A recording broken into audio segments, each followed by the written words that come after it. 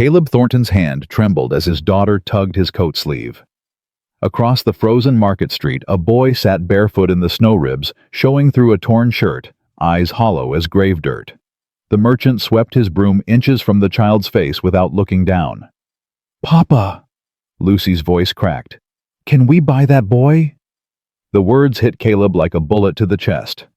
6 years old, and she'd just asked the question that would change everything. If you've ever seen someone the world forgot, stay with me. Watch this story unfold to the very end. Hit subscribe and comment what city you're watching from. I want to see how far this story travels. The question hung in the frozen air like smoke from a pistol. Caleb couldn't breathe. Around them, the December market kept moving, merchants hollering prices, children chasing each other through the stalls, the smell of roasted chestnuts mixing with wood smoke. But all of it faded to nothing. Lucy tugged his hand again. "Papa, did you hear me?" "I heard you, sweetheart." He looked down at her face, so earnest, so confused by his silence. She was 6 years old. She'd seen a broken thing and wanted to fix it, same as she did with every wounded bird and stray cat that wandered onto their land. In her world, hurt things could be helped. Caleb looked across the street again. The boy hadn't moved. He sat against a wooden post, knees drawn to his chest, wearing trousers 3 sizes too big, held up with rope. His shirt was so thin Caleb could count his ribs from 20 feet away. No coat, no shoes. Bare feet in the snow. A woman in a fine wool coat stepped over the boy's legs without breaking stride. Didn't even glance down. "Papa!" Lucy's grip tightened. "He's cold." "I know." "Then why ain't nobody helping him?" Caleb had spent 5 years teaching his daughter that the world was hard, that people had to be harder to survive it. He'd taught her to read weather in the sky, to track animals by their prints, to understand that sentiment was a luxury these mountains rarely afforded. His wife Clara had softened those lessons with gentleness. But Clara had been in the ground for 2 years now, taken by fever in the dead of winter. Since then, Caleb had doubled down on the hard truths. You couldn't save everyone. Trying would only break your heart. But standing in that market, watching his daughter stare at that forgotten child, something cracked open in Caleb's chest. Something he'd kept sealed since the day they'd lowered Clara into frozen earth. "Stay here," he said quietly. Lucy's eyes went wide. "You're gonna help him. I'm gonna ask if he's hungry." It wasn't the same thing, but it was something. Caleb crossed the street with long strides, boots crunching through snow and half-frozen mud. Up close, the boy looked worse. His lips had a faint blue tinge. His hands clasped around his shins showed knuckles scraped raw. But his eyes, dark brown and sharp, tracked Caleb's approach with the wary intelligence of something that had learned to expect pain. Caleb crouched down slow. He'd gentled enough wild animals to know the posture of fear. "You got a name, son?" The boy didn't answer right away. His gaze flicked past Caleb to the crowd, checking for threats, escape routes. "Jesse," he finally said, voice barely audible. "Jesse." Caleb nodded. "I'm Caleb. That's my daughter Lucy over there." He gestured toward the shop window where Lucy stood pressed against the glass, watching with fierce attention. "She thinks you might be hungry. Are you—" The boy's jaw tightened. Pride even now. Caleb recognized it. Same pride that had kept him from accepting charity when he'd first come to these mountains, young and stupid and convinced he could conquer the wilderness through stubbornness alone. "When's the last time you ate?" Caleb asked. Gentler now. Jesse's resistance crumbled. His shoulders sagged. 2 days, maybe 3. Something hot kindled in Caleb's gut. Not anger at the boy, anger at every person who'd walked past this child and decided he wasn't their problem. "Come on." Caleb stood and extended his hand. "There's a food stall around the corner. We'll get something hot in you." Jesse didn't move. "I got no money." "Didn't ask if you did." "Why?" The word came out raw, suspicious. "Why would you help me?" "Because my daughter asked me to." Caleb kept his hand extended. "Come on, Jesse. Too damn cold to be sitting on the ground." For a long moment the boy just stared at Caleb's palm. Then slowly, he uncurled from his defensive crouch and placed his small, filthy hand in Caleb's larger one. The touch sent a jolt through him. The boy's skin was ice cold, so thin Caleb could feel every delicate bone. Lucy appeared at his elbow before they'd taken 3 steps. She studied Jesse with open curiosity, no hint of disgust or pity. "I'm Lucy," she announced. "You're real dirty." "Lucy." "It's okay." Jesse's voice was quiet. "I know I am." "We can fix that," Lucy decided. "Papa's real good at fixing things." They made their way through the market to Agnes McAllister's stall. The broad-shouldered widow sold meat pies and stew from a great iron pot over coal fire. The smell alone made Jesse sway on his feet. Caleb steadied him with a hand on his shoulder. Felt the ridge of his shoulder blade through that thin shirt. 3 bowls, Caleb told Agnes, fishing coins from his pocket. And bread. Agnes looked at Jesse. Something in her weathered face softened. "Cold night," she said simply, and ladled portions generous even by her standards. Added extra bread without charging. They sat on a bench near her fire, Jesse between Caleb and Lucy. The boy held the bowl in both hands, warming his fingers before he started eating. When he finally took that first spoonful, he had to stop himself from gulping it down. Caleb could see the effort it took. "Easy," Caleb murmured. "It ain't going anywhere." Lucy ate her own stew while studying Jesse with the frank assessment of childhood. "Where's your mama and papa?" Caleb winced. "Lucy, that's not easy. Dead." Jesse said it flat. "Mine accident. 2 years back. Both of them at once." The matter-of-fact delivery made it worse somehow. Caleb knew about mine accidents, cave-ins, bad air, explosions from gas pockets. Common enough in territory where copper and silver drew men desperate enough to risk their lives in the dark. Most mining outfits didn't bother with safety. Workers were cheap. Orphans were cheaper. "I'm sorry," Caleb said. "Meant it." Jesse shrugged, a gesture that tried for indifference but didn't land. "Was a while ago." "Where you been staying since?" "Around." The boy spooned up more stew, eyes fixed on his bowl.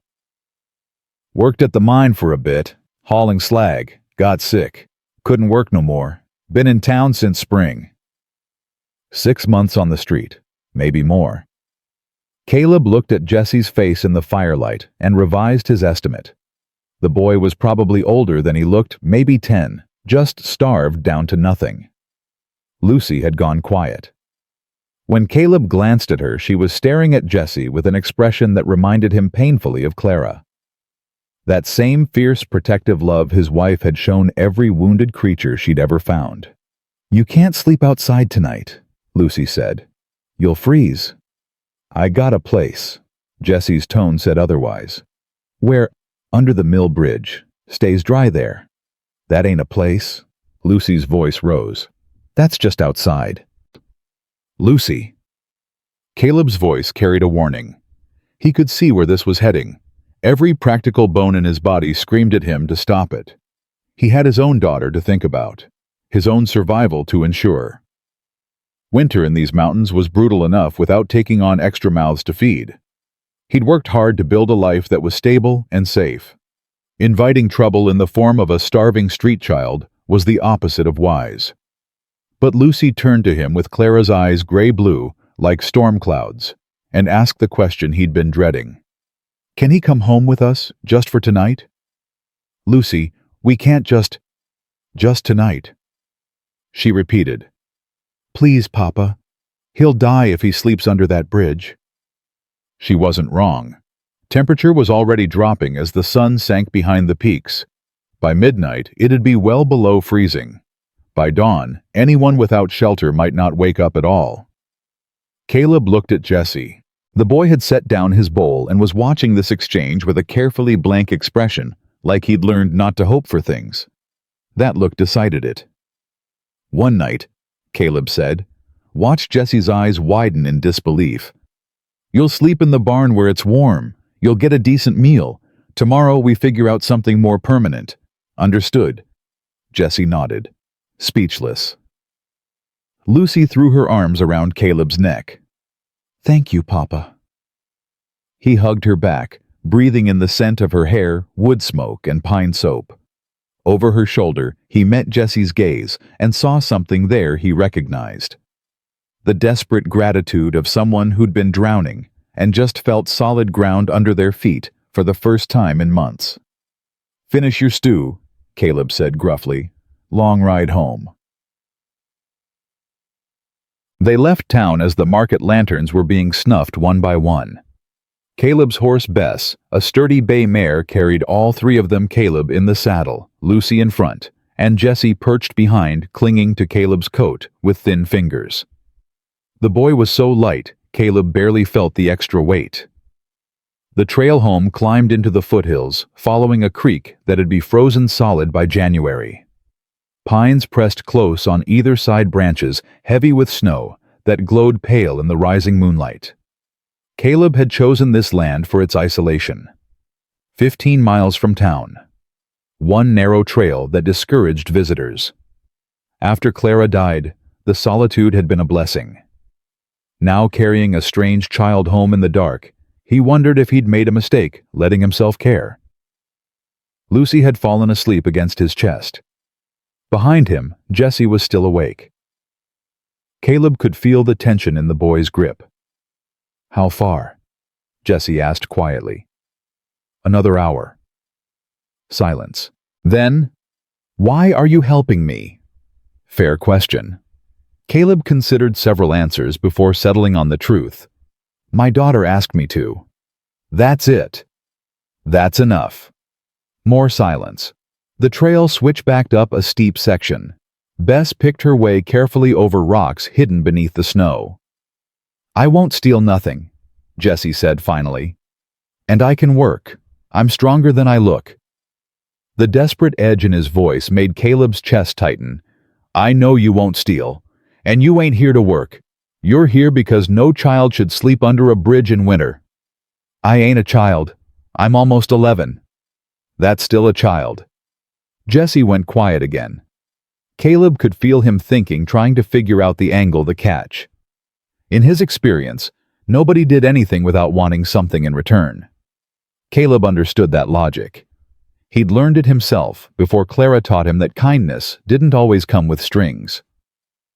The cabin appeared as they crested the final ridge. Solid logs, stone chimney smoke rising thin against the stars.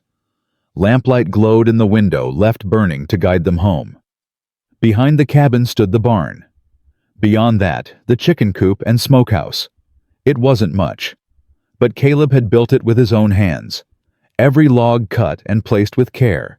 It represented safety, stability, everything he'd tried to create for Lucy after Clara's death. Bringing Jesse here felt like opening a door he'd kept locked for good reason. But the decision was made. He dismounted and lifted Lucy down, still sleeping, then helped Jesse slide off. The boy's legs nearly buckled when his bare feet hit the snow. Jesus. Caleb scooped Jesse up before he could protest, carried him toward the cabin with Lucy over his other shoulder.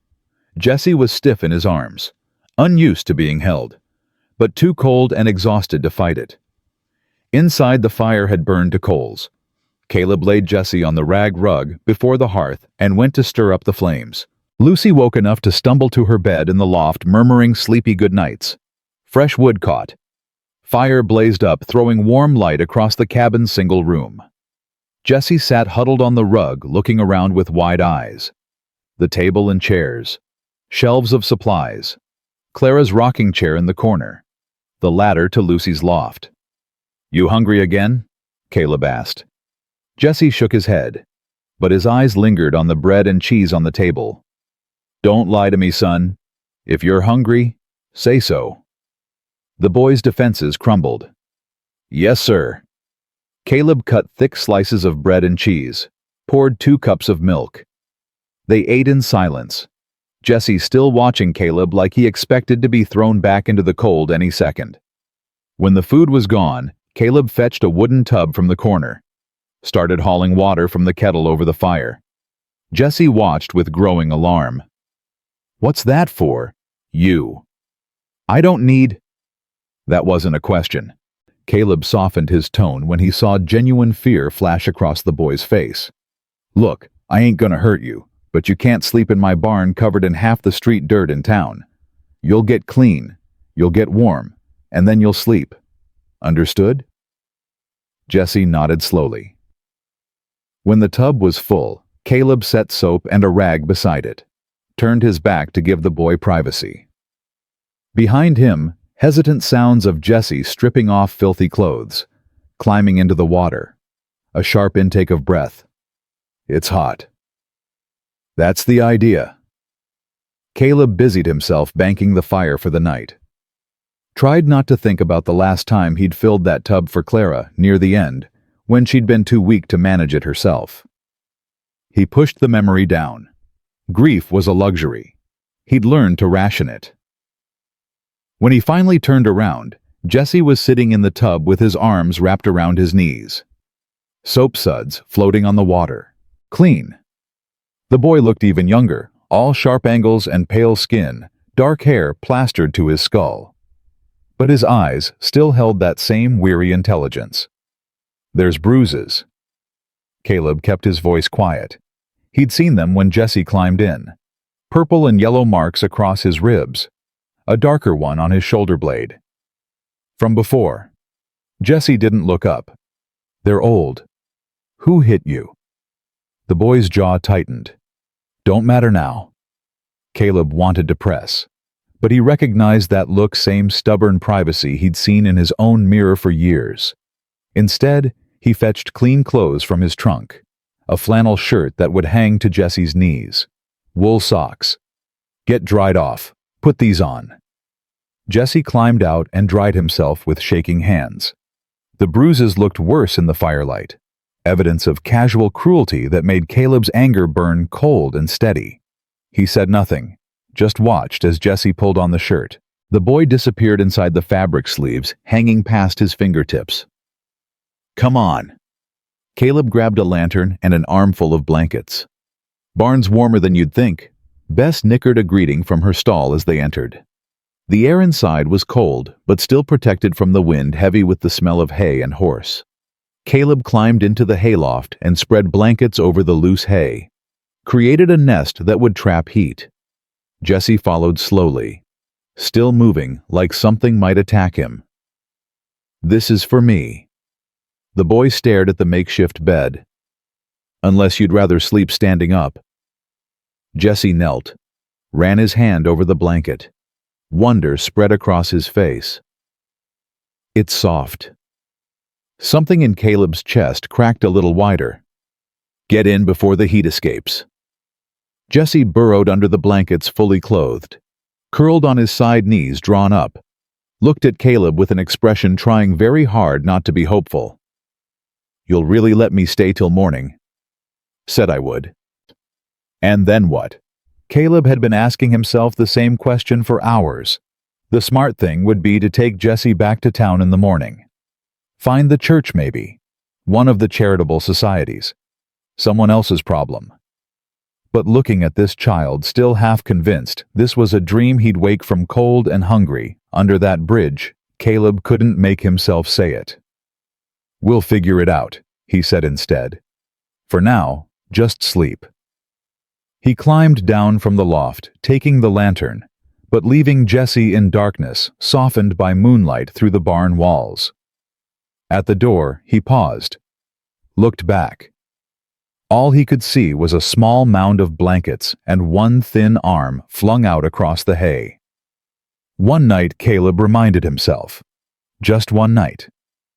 But walking back to the cabin under stars brilliant enough to cut, he had the sinking feeling that one night was going to turn into something much more complicated. Inside, he stoked the fire. Stood for a long time staring into the flames. Memories rose unbidden. Another boy, younger than Jesse, laughing as they explored these same mountains. His brother, Josiah, 14 years old, fearless and wild and convinced he was invincible, right up until he wasn't. The search had lasted 4 days. They'd found Josiah's body at the base of a cliff, neck broken from the fall. Caleb had been 18. Old enough to be responsible, people said. Old enough to have watched his brother better. That was 20 years ago. But the wound had never healed right. He'd learned to live with it the way you lived with a badly set bone. It worked well enough, but it ached in cold weather. Maybe that's why Lucy's question had hit him so hard. Maybe that's why he'd looked at Jesse and seen Josiah. Not the physical resemblance, but the essence of a child the world had decided wasn't worth saving. Caleb climbed into his bed, pulled the quilts up. Through the window he could just make out the dark shape of the barn against the snow.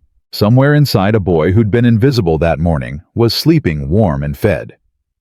One night, Caleb told himself again. But even as he closed his eyes, he knew he was lying. Some doors once opened couldn't be closed again. Dawn broke cold and clear over the mountains. Light spilled across the snow in shades of pink and gold.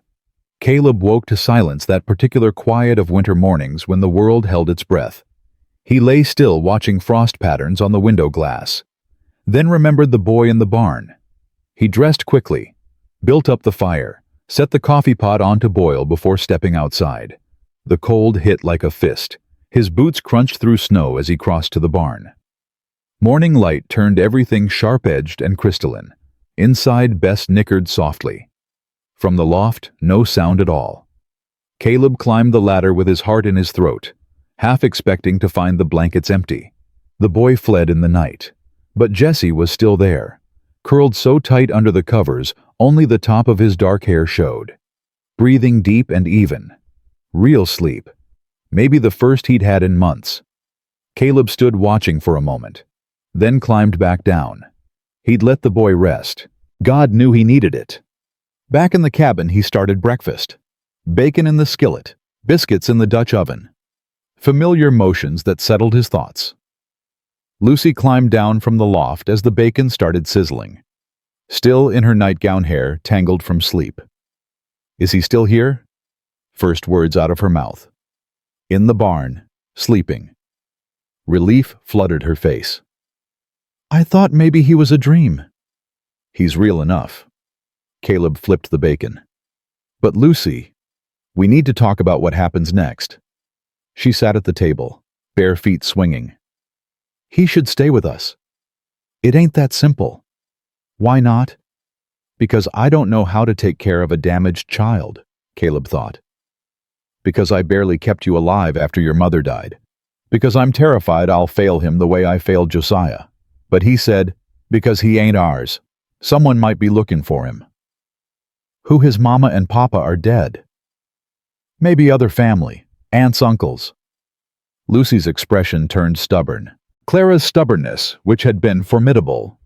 If he had someone, he wouldn't have been sleeping under a bridge. She wasn't wrong. Caleb plated the bacon and pulled biscuits from the coals. Go get dressed, then wake him up. Tell him breakfast is ready. Lucy scrambled up the ladder. Caleb stood at the window, coffee cup warming his hands. The smart thing would be to take Jesse back to town today. Find the sheriff. Ask around. Locate whatever mining company had employed the boy's parents. There were procedures for orphans. Institutions that handled such things. But the thought of those institutions' stories he'd heard of children worked like animals, beaten for small infractions, discarded when inconvenient, made his stomach turn. Lucy reappeared in wool pants and a sweater, hair hastily braided. She pulled on her coat and ran to the barn. Through the window, Caleb watched her small figure disappear through the barn door. Minutes passed. Then Lucy emerged with Jesse beside her. The boy still wore Caleb's oversized shirt and socks. He looked lost, uncertain. They crossed the yard together, Lucy chattering, while Jesse listened with careful attention, like he wasn't used to anyone talking to him at all. They came inside, bringing cold air and the smell of hay.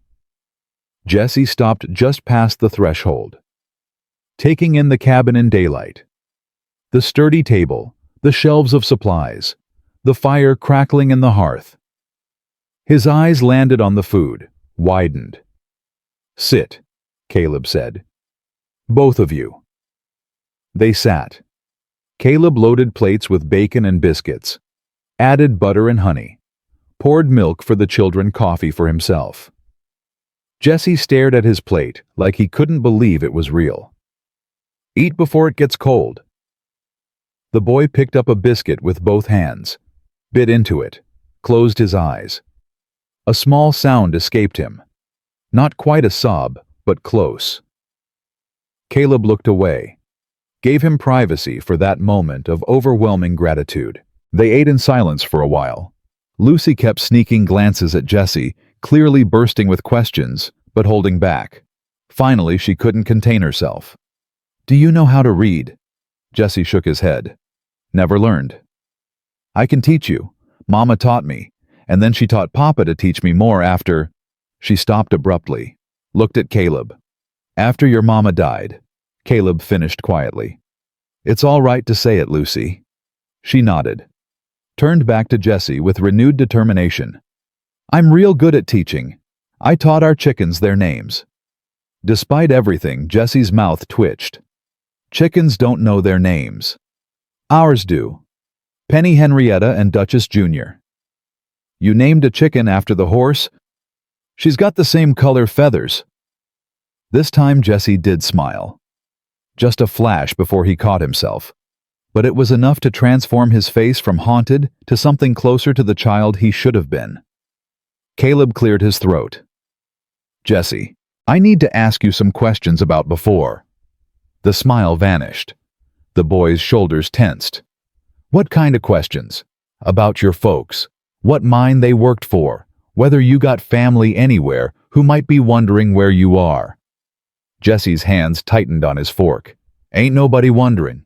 "How can you be sure?" "Because I been gone 6 months and nobody came looking." The words were flat. "My pa worked for Blackrock Mining up near Silver Ridge. When him and Ma died, the company man said I could work in the pit or get out. I worked for a while, but then I got sick. Couldn't breathe right in all that dust." His voice stayed even, matter of fact.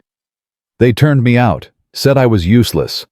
Caleb felt anger kindle in his chest again. "What about your ma's people? Your pa's—" "Ma was from back east somewhere, never talked about family." Jesse met Caleb's eyes directly. "Pa's folks died before I was born, far as I know anyway." He paused. "There ain't nobody. It's just me." The simple declaration hung in the air. Just me. Like he'd already accepted the fundamental loneliness of his existence. Like he didn't expect anything different. Lucy reached across the table, put her small hand on Jesse's. "It ain't just you anymore. You got us now." Jesse pulled his hand back gently. "Your pa didn't say I could stay," he said one night. "But that was before—" "Before what?" Jesse's voice was soft but firm. "Before you decided you liked me. That don't change what's real. Your pa's got his own family to worry about. I understand that." The maturity in his tone was wrong for a child his age. It made Caleb think of soldiers he'd known, men who'd seen too much and come back changed. Jesse had that same quality. Someone who'd learned hard lessons too young. Caleb stood abruptly. Chair scraped against the floor. Both children looked up at him, startled. "I need to think," he said. Lucy helped Jesse find something better to wear. "Check the trunk in the loft, might be some of my old things that'll fit better." He grabbed his coat and hat. "Jesse, after breakfast you can help me with morning chores. We'll talk more later." He went outside before either could respond. The cold air cleared his head, but it didn't solve the fundamental problem. What the hell was he supposed to do with this boy? The smart choice was clear. Take Jesse to town, hand him over to someone official, walk away. Caleb had chosen isolation for a reason. To protect himself. To protect Lucy from more loss. Getting attached to a strange child was asking for trouble. But he kept seeing Jesse's face when Lucy said, "You got us now." That flash of desperate hope before the boy locked it down. That flat statement, "It's just me." Caleb crossed to the woodpile, started splitting logs with more force than necessary. The axe bit deep into pine. The crack of splitting wood echoed across the valley. Physical labor helped. It always had. When thoughts got too tangled, you worked until your body was too tired to support the weight of thinking. He was halfway through the pile when the cabin door opened. Jesse emerged, changed into a shirt, still too big, but at least didn't hang to his knees. Pants held up with suspenders. He moved carefully and borrowed boots.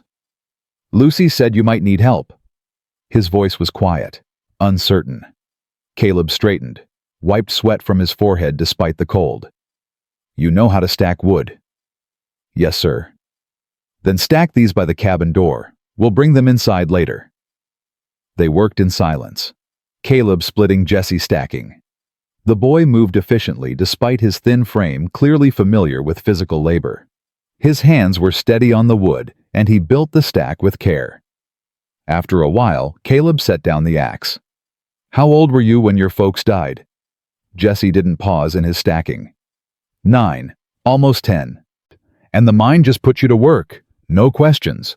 Lots of kids work the mines. They like us." His tone was matter-of-fact. "We're small enough to fit in the tight spaces. Don't ask for much pay." Jesse placed another log on the stack. "Wasn't so bad at first, but the dust gets in your lungs, makes you cough till you can't breathe." Caleb's hands clenched. He'd heard stories about the mines, men and children working in conditions that would make hell seem comfortable. But hearing it from this boy who'd lived it made it real in a way stories never could. "That why you left?" "Didn't leave. Got thrown out." Jesse's voice stayed even. "When you can't work, you're just using resources. Company man made that real clear." "This company man, he got a name." Something flickered across Jesse's face. Fear, maybe, or something darker. "Why?" "Because I'd like to have a conversation with anyone who thinks it's acceptable to throw a child out in the street." "Wouldn't matter." Jesse shook his head. "They got dozens more kids where I came from. I ain't special."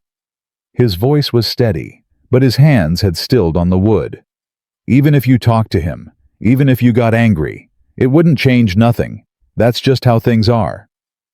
"Don't mean they should be." Jesse looked up at him then. Really looked. "You really mean that?" "I do." "Why?" The boy's voice cracked. "You don't know me. I could be lying about all of it." "Are you?" "No." The word came out fierce. "I don't lie. My ma taught me better than that." "Then I believe you." Caleb picked up the axe again. "And believing you means I'm angry as hell about what happened to you. That's just how it is." They went back to work. But something had shifted. Jesse's movements were less guarded, his shoulders not quite so tense. When they finished with the wood, Caleb led him to the barn to tend the animals. Bess greeted them with a soft nicker. Jesse approached her cautiously, one hand extended. The mare sniffed his palm, then allowed him to stroke her neck. "She likes you," Caleb observed. "I like horses." A ghost of a smile crossed Jesse's face. "We had one before, old plow horse named Duke. Pa used to let me ride him sometimes, just around the yard." The smile faded, but it felt like flying. "You want to learn to ride proper?" The boy's head whipped around. "What? Really? Useful skill up here, if you're going to—" Caleb stopped, the words catching in his throat. "If you're going to stay." That's what he'd been about to say. Jesse's eyes widened. "You mean it?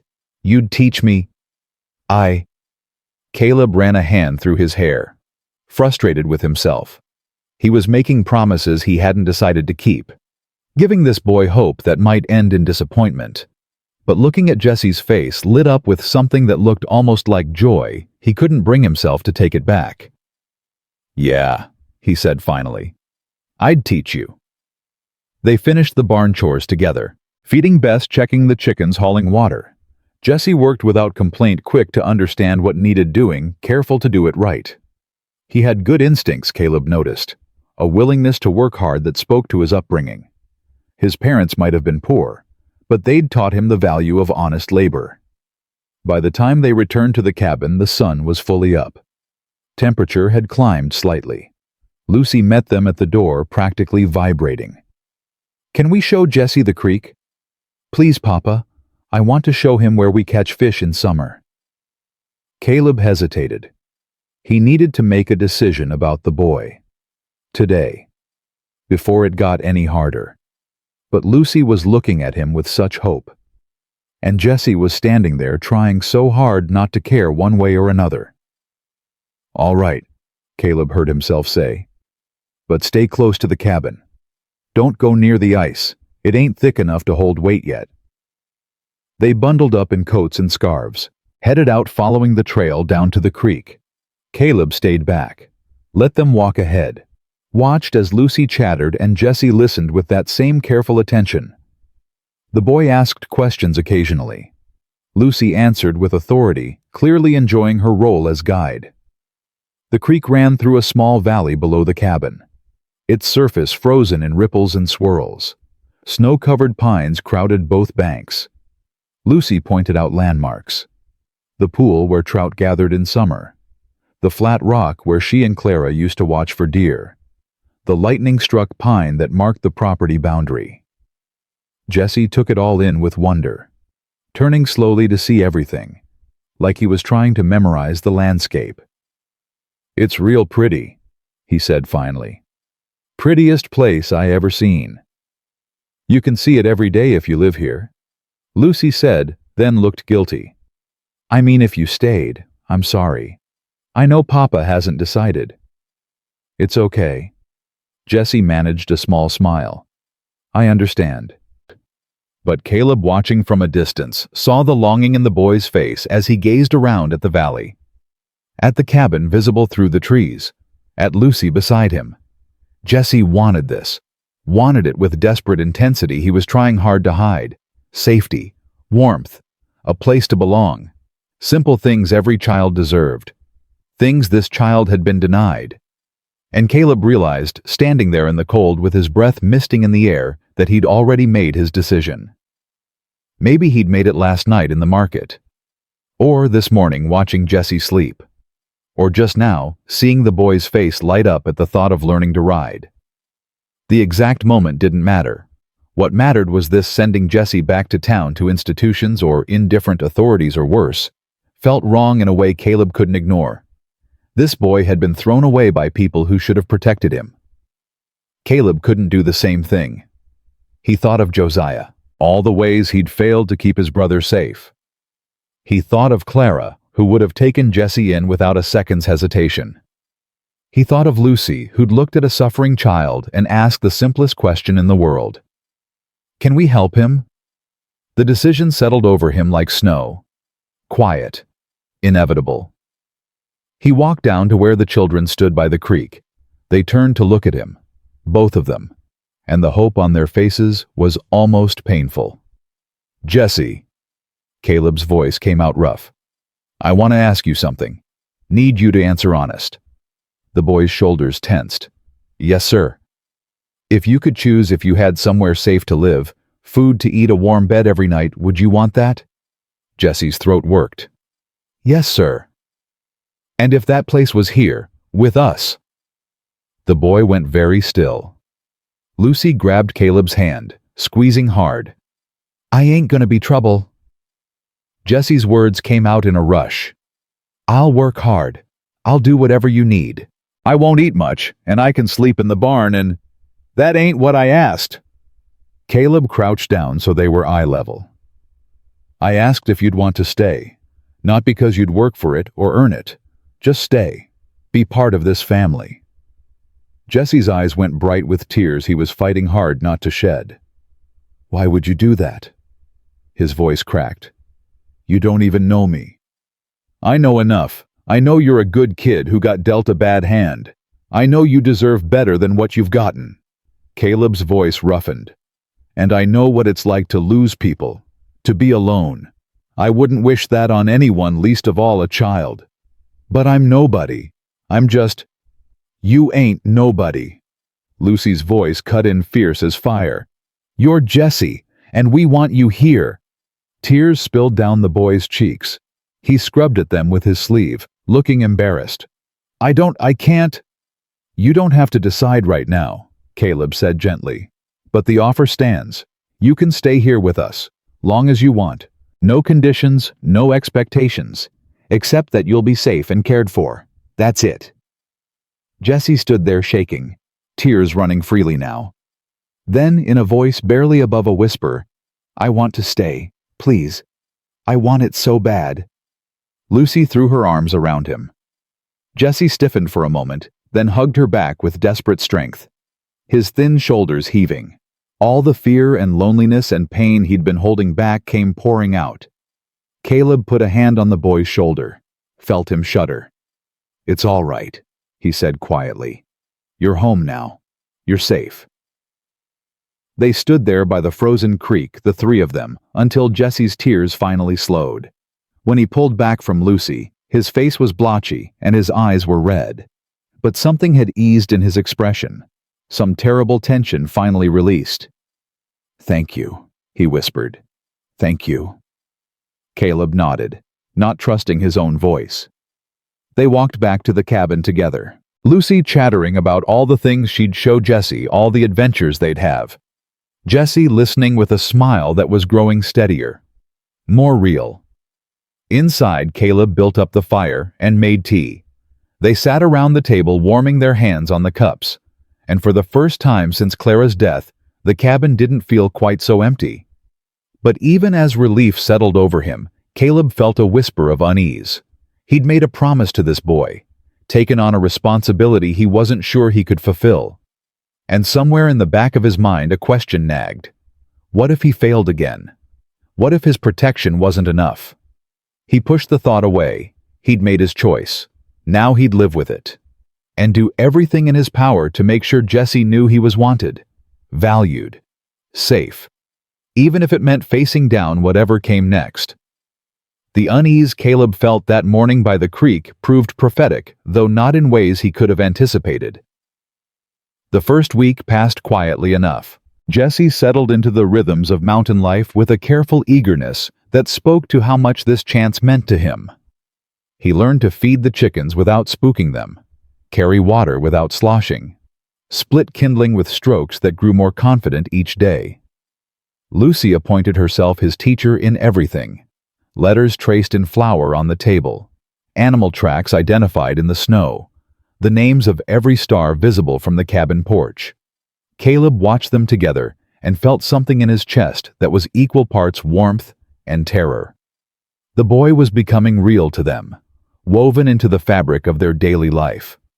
And with each passing day, the thought of losing him grew more unbearable.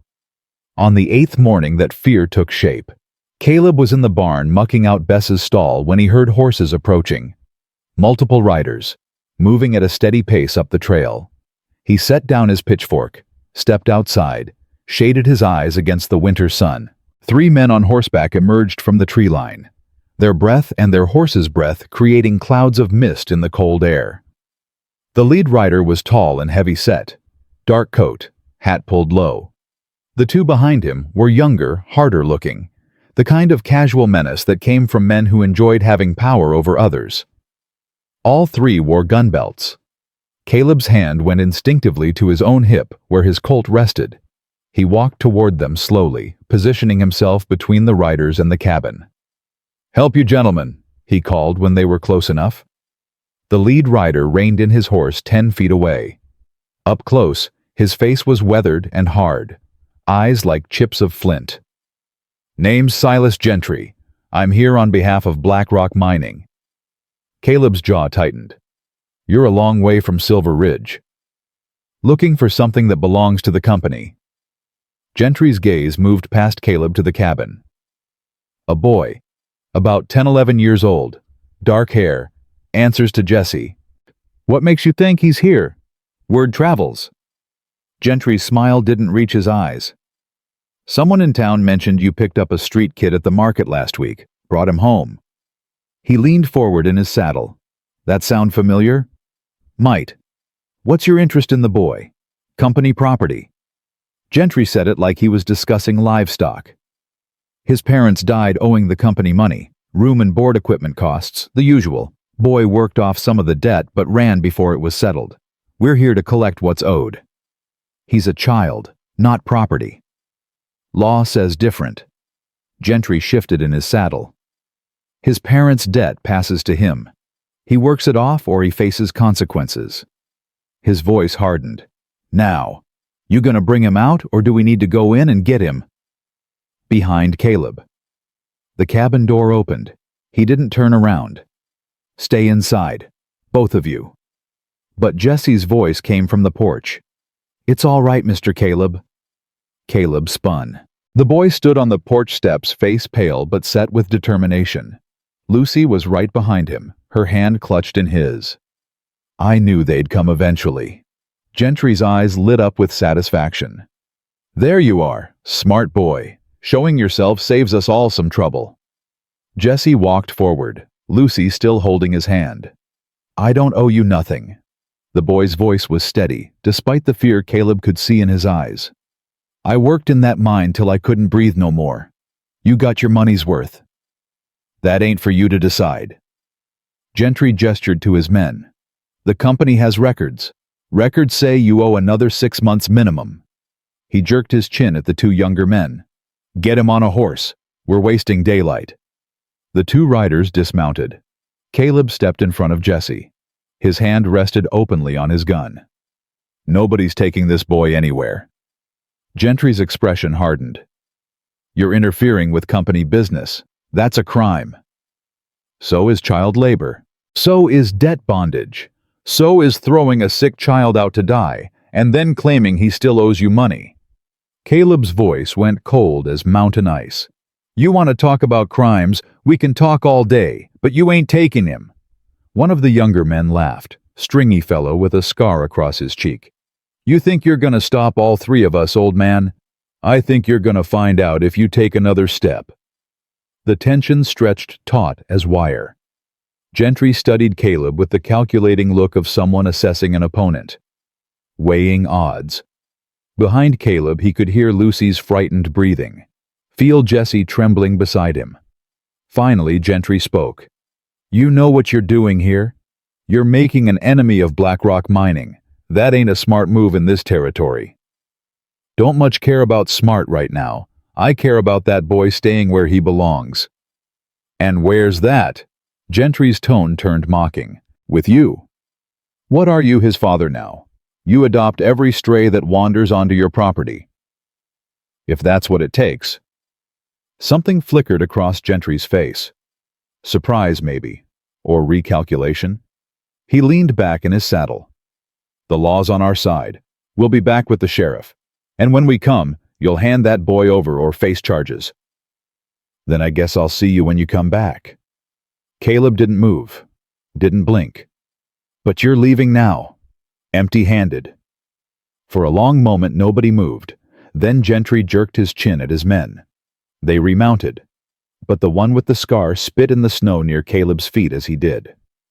This ain't over, Gentry said. Never thought it was. The three men turned their horses and rode back down the trail, disappeared into the trees. Caleb stood watching until the sound of hoofbeats faded completely, then let out a breath he hadn't realized he'd been holding. He turned to find Jesse staring at him with wide eyes. You shouldn't have done that. The boy's voice shook. They'll come back. They'll make trouble for you. Let them try. You don't understand. Jesse grabbed Caleb's arm. The company owns half the territory. They got influence, money, the law on their side. And I got a rifle, a good defensive position, and a stubborn streak a mile wide. Caleb put his hand on the boy's shoulder. I told you you're safe here. I meant it. But why? Jesse's voice cracked. Why would you fight them for me? I ain't worth all this trouble. Caleb crouched down so they were eye level. You listen to me. You're worth every bit of trouble and more. Don't you ever let anyone tell you different. He gripped Jesse's shoulders. Those men don't get to decide what you're worth. The company don't get to decide.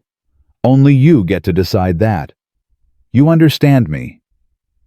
Jesse's eyes filled with tears. He nodded, unable to speak.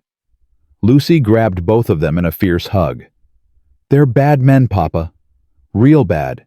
"I know, honey. Are they gonna take Jesse away?" "No." Caleb's voice was steel. "They ain't taking anyone.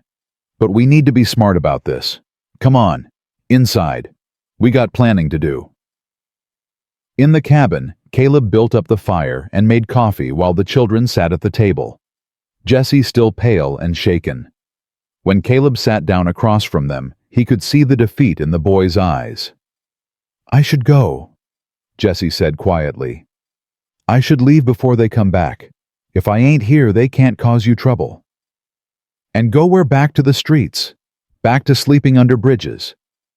Caleb shook his head. "That ain't happening." "But Mr. Gentry's right. The company's got lawyers. The sheriff." "The sheriff's a decent man. I've known Tom Brennan for years. He won't take a child from a good home to send him back to the mines." "You don't know that." "No, I don't." Caleb leaned forward. "But I'm willing to bet on it. Listen to me, Jesse. I've been where you are. Not exactly the same, but close enough." He paused, the old pain sharp in his chest. "When my brother died, people told me it was my fault, that I should have done more, been better. I let them convince me they were right. I ran from it instead of standing and fighting." Jesse looked up.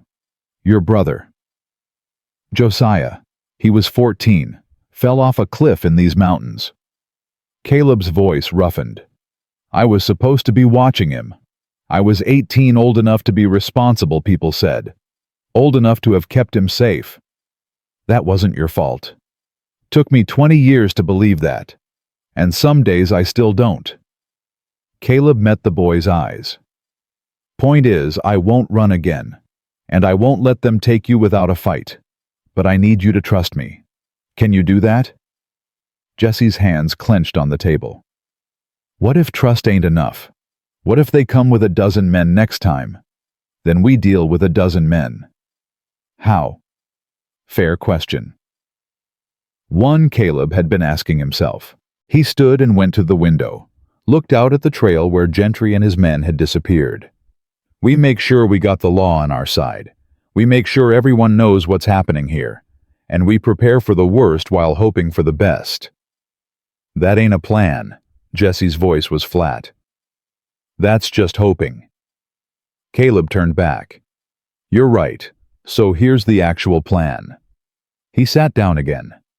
"Tomorrow I ride to town. I talk to the sheriff, explain the situation, see where he stands.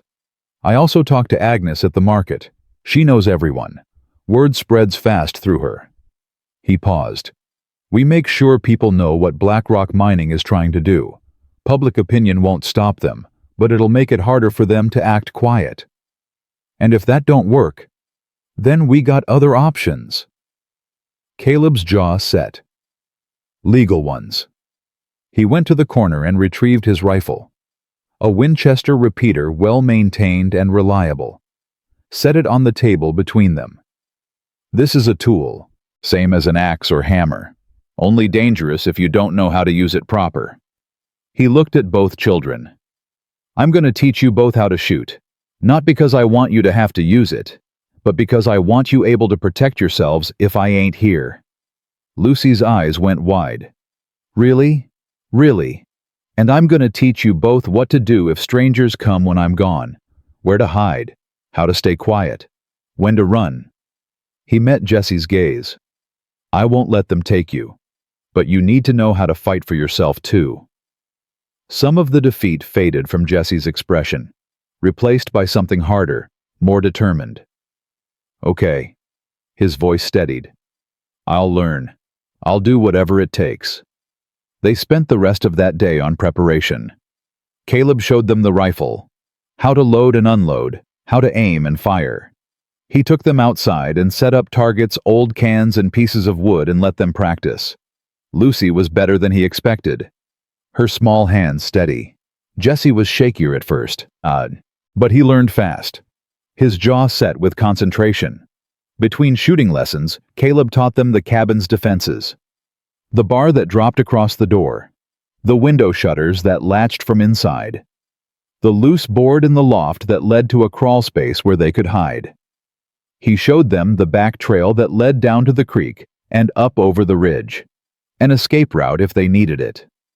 "You remember all that?" he asked when the sun was setting. Both children nodded. Lucy looked scared but determined. Jesse looked older than his years, like he'd accepted the weight of what might come. That night, after the children were asleep, Caleb sat by the fire cleaning his rifle. The metal was cold and heavy in his hands. Familiar and terrible. He'd killed men with this weapon. Years ago in a war that felt like another lifetime. He'd sworn afterward that he was done with violence. That he'd build a quiet life far from such things.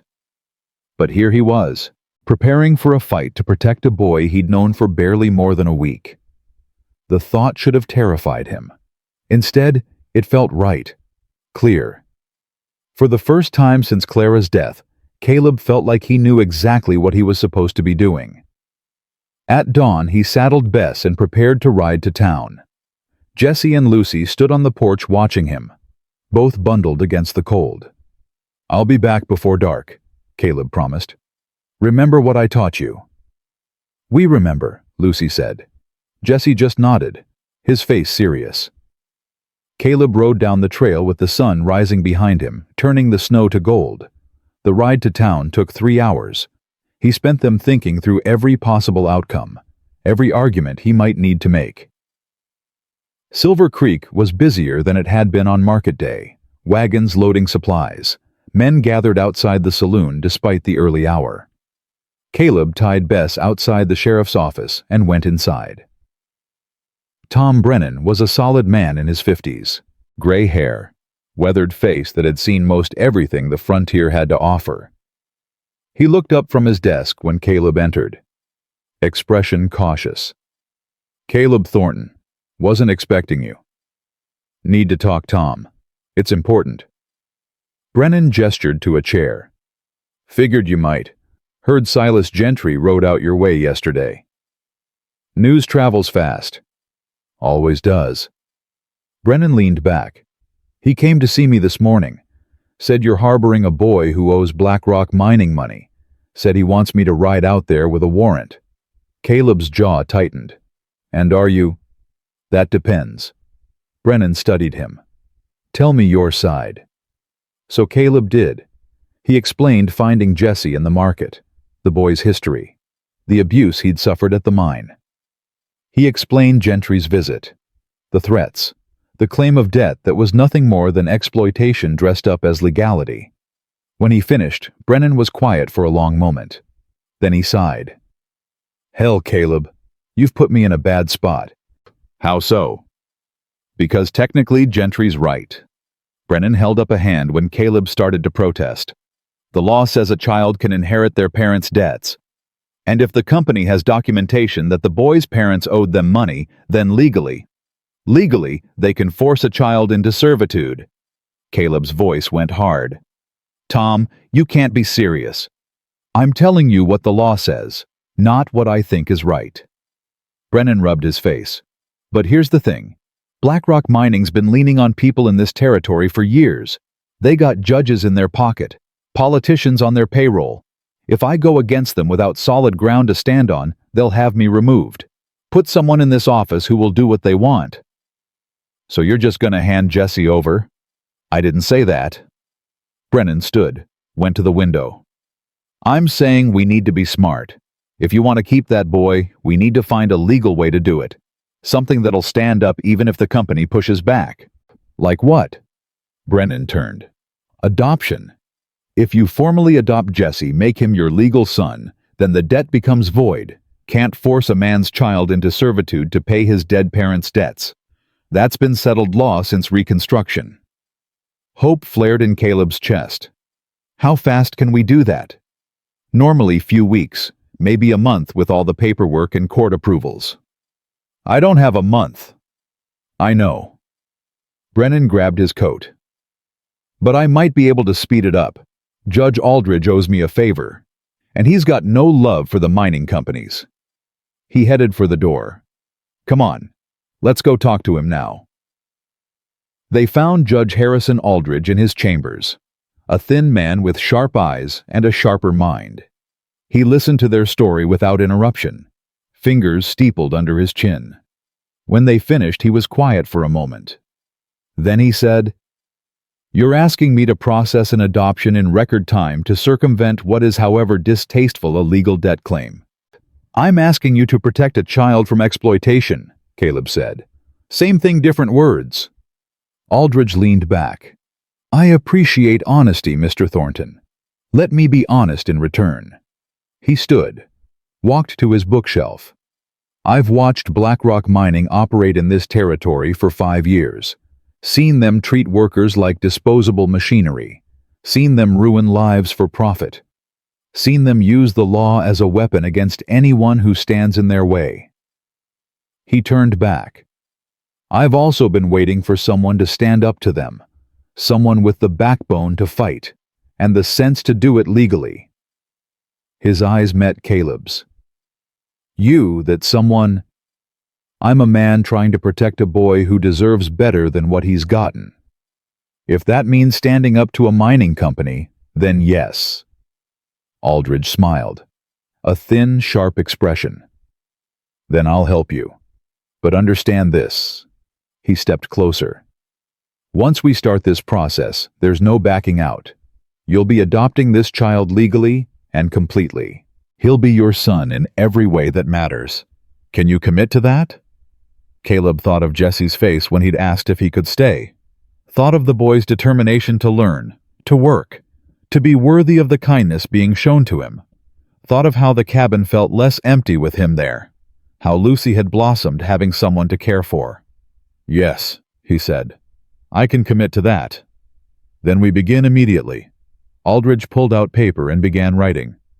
"I'll need you to fill out documentation, and I'll need the boy here to confirm his consent. Can you bring him tomorrow?" "I can." "Good." Aldridge finished writing and signed with a flourish, stamped it with his seal. "In the meantime, I'm issuing a temporary protective order. This states that Jesse is under the jurisdiction of this court pending adoption proceedings. He cannot be removed from your custody without my express approval." He handed the document to Caleb. "It's not permanent, but it'll hold them off for now. Show this to anyone who comes asking, including Gentry. If he's smart, he'll back off until the legal process plays out. And if he ain't smart," Aldridge's expression hardened, "then he'll be in contempt of court, and I'll have the sheriff arrest him." He stood taller. "I may not be able to take on the whole company, but I can sure make life difficult for one arrogant foreman." Caleb took the document, relief washing through him. "Thank you, Judge." "Don't thank me yet. We got a fight ahead." Aldridge's eyes met his. "But I'll tell you this. I'm glad someone's finally standing up. That boy's lucky to have found you." "I think I'm the lucky one," Caleb said quietly. He left the judge's chambers and went straight to the market. Agnes was at her usual spot selling meat pies. When she saw Caleb, her expression shifted from friendly to concerned. "Heard you had visitors yesterday," she said without preamble. "Word does travel. Silas Gentry's been around town asking questions, stirring up trouble." She handed him a meat pie without asking if he wanted one. "That boy you helped, he doing all right?" "He is, and I'm fighting to keep it that way." Caleb lowered his voice. "Agnes, I need your help. I need people to know what's happening, what the company's trying to do." Agnes's eyes sharpened. "What exactly are they trying to do?" Caleb told her. When he finished, her face had gone hard as stone. "That's slavery dressed up in legal terms. No child should be treated that way." "I agree, but I need support. If this goes public..." "They'll know by sunset," Agnes promised. "I'll make sure of it." She gripped his arm. "And Caleb, most folks around here got no love for BlackRock Mining. You'll have more support than you think." She was right.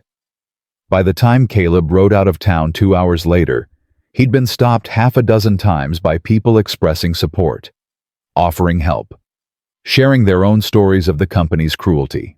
A rancher offered his barn if Caleb needed a safe place. The preacher promised to speak on the issue come Sunday.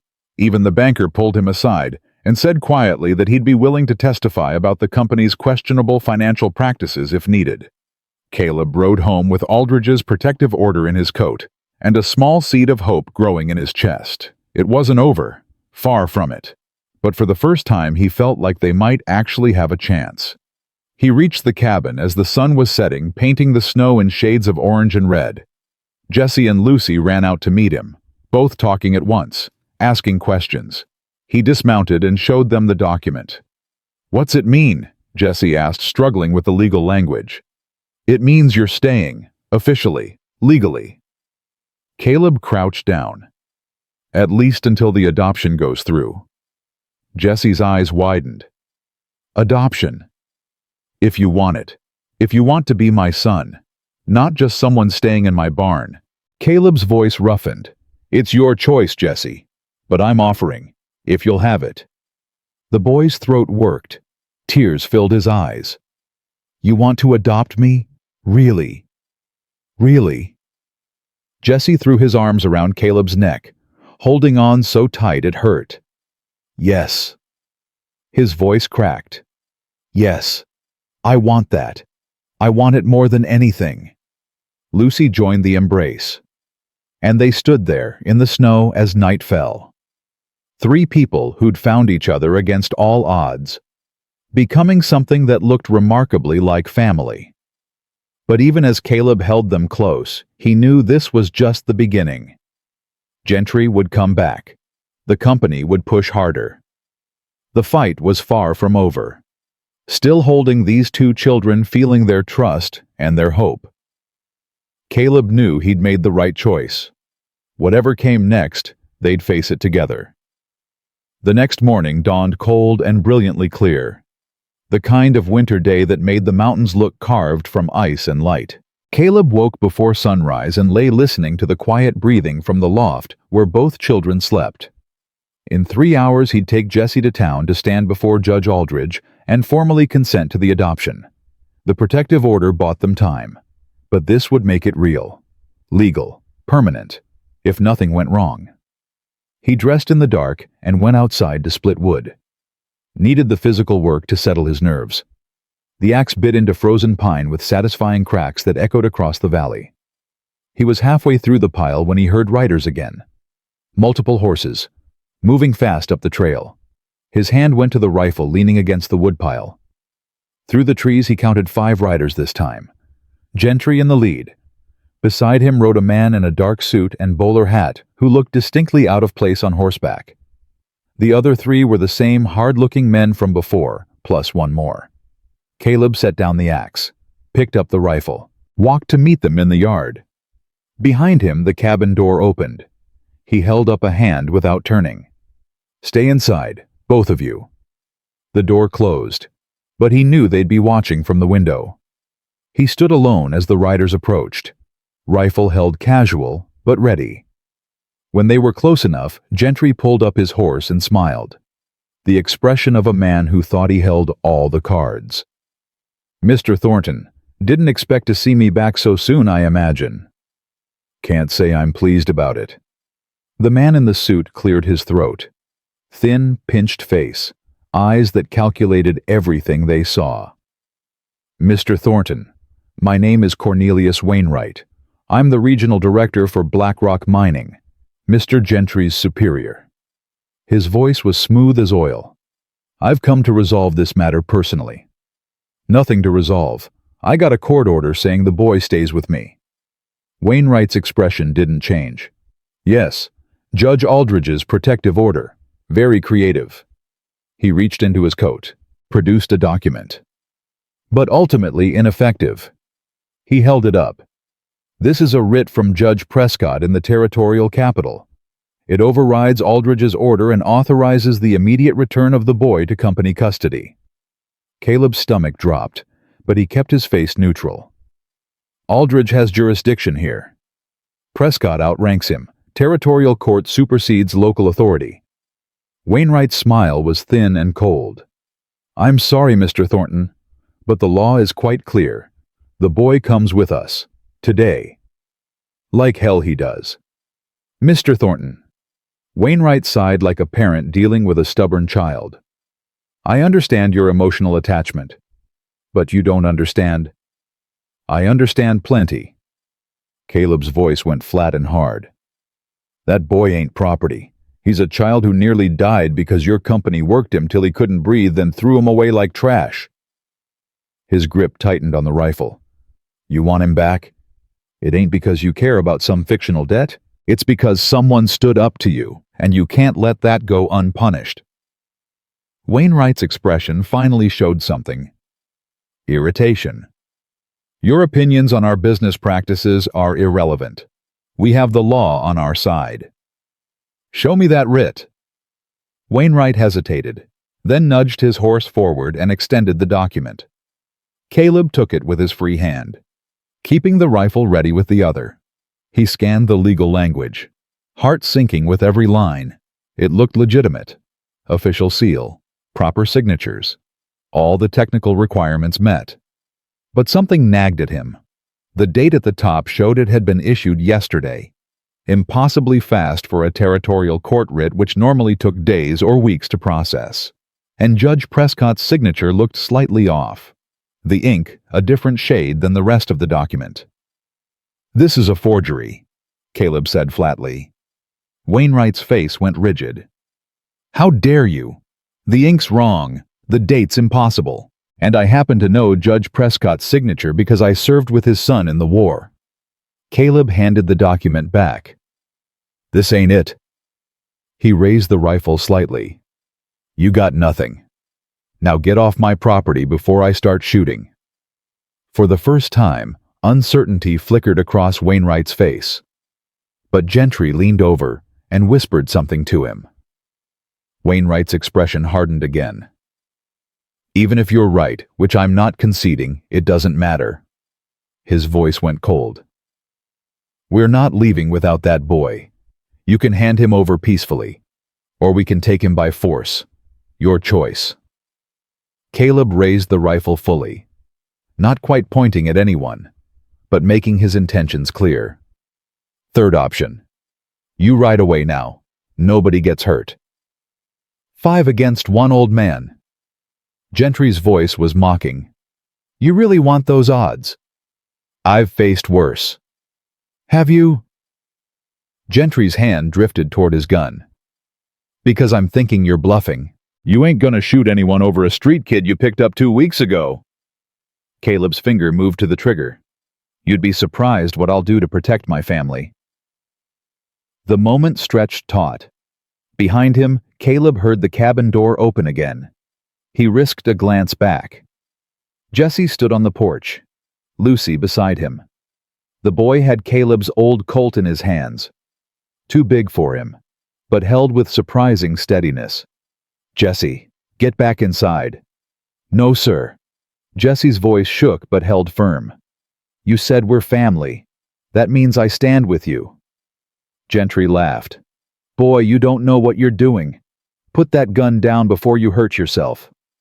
I know exactly what I'm doing. Jesse's jaw set. Mr. Caleb taught me, and I ain't going back to that mine. His voice hardened. I'd rather die right here. Lucy appeared beside Jesse with Caleb's second rifle. She could barely lift it, but determination blazed in her eyes. Lucy, no. We're family, she said fiercely. Like Jesse said, we stand together. Wainwright stared at the three of them. A mountain man, a half-starved boy, a 6-year-old girl, all armed, all clearly willing to fight.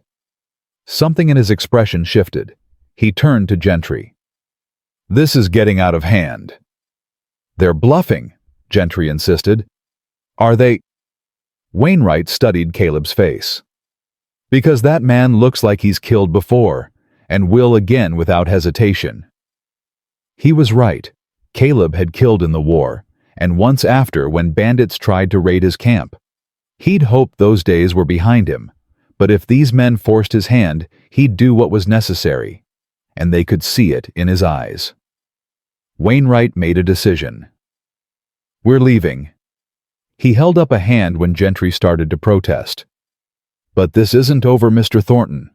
We'll come back with proper authority, real writs, real law enforcement, and when we do, your little protective order won't mean anything. You do that." Caleb didn't lower the rifle. "But you'll find Judge Aldridge ain't as easy to push around as you think. Neither is Sheriff Brennan, and neither am I." Gentry looked ready to argue, but Wainwright cut him off. "Come on, we have other options." The 5 men turned their horses and rode back down the trail. Caleb stood watching until they disappeared, his heart hammering against his ribs. Only then did he lower the rifle and turn to the children. "Inside, now." They obeyed without argument. Caleb followed, barred the door behind them.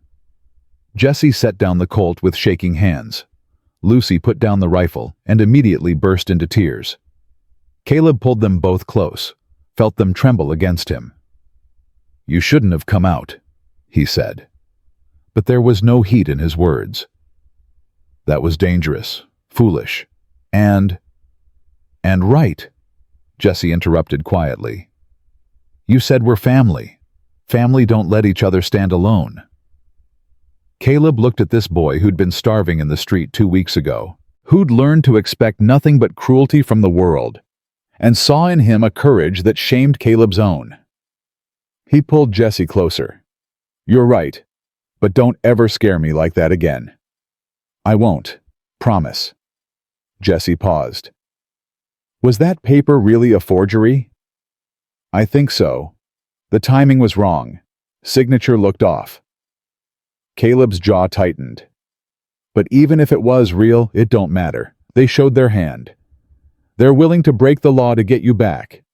That tells me everything I need to know about their claims." Lucy wiped her eyes.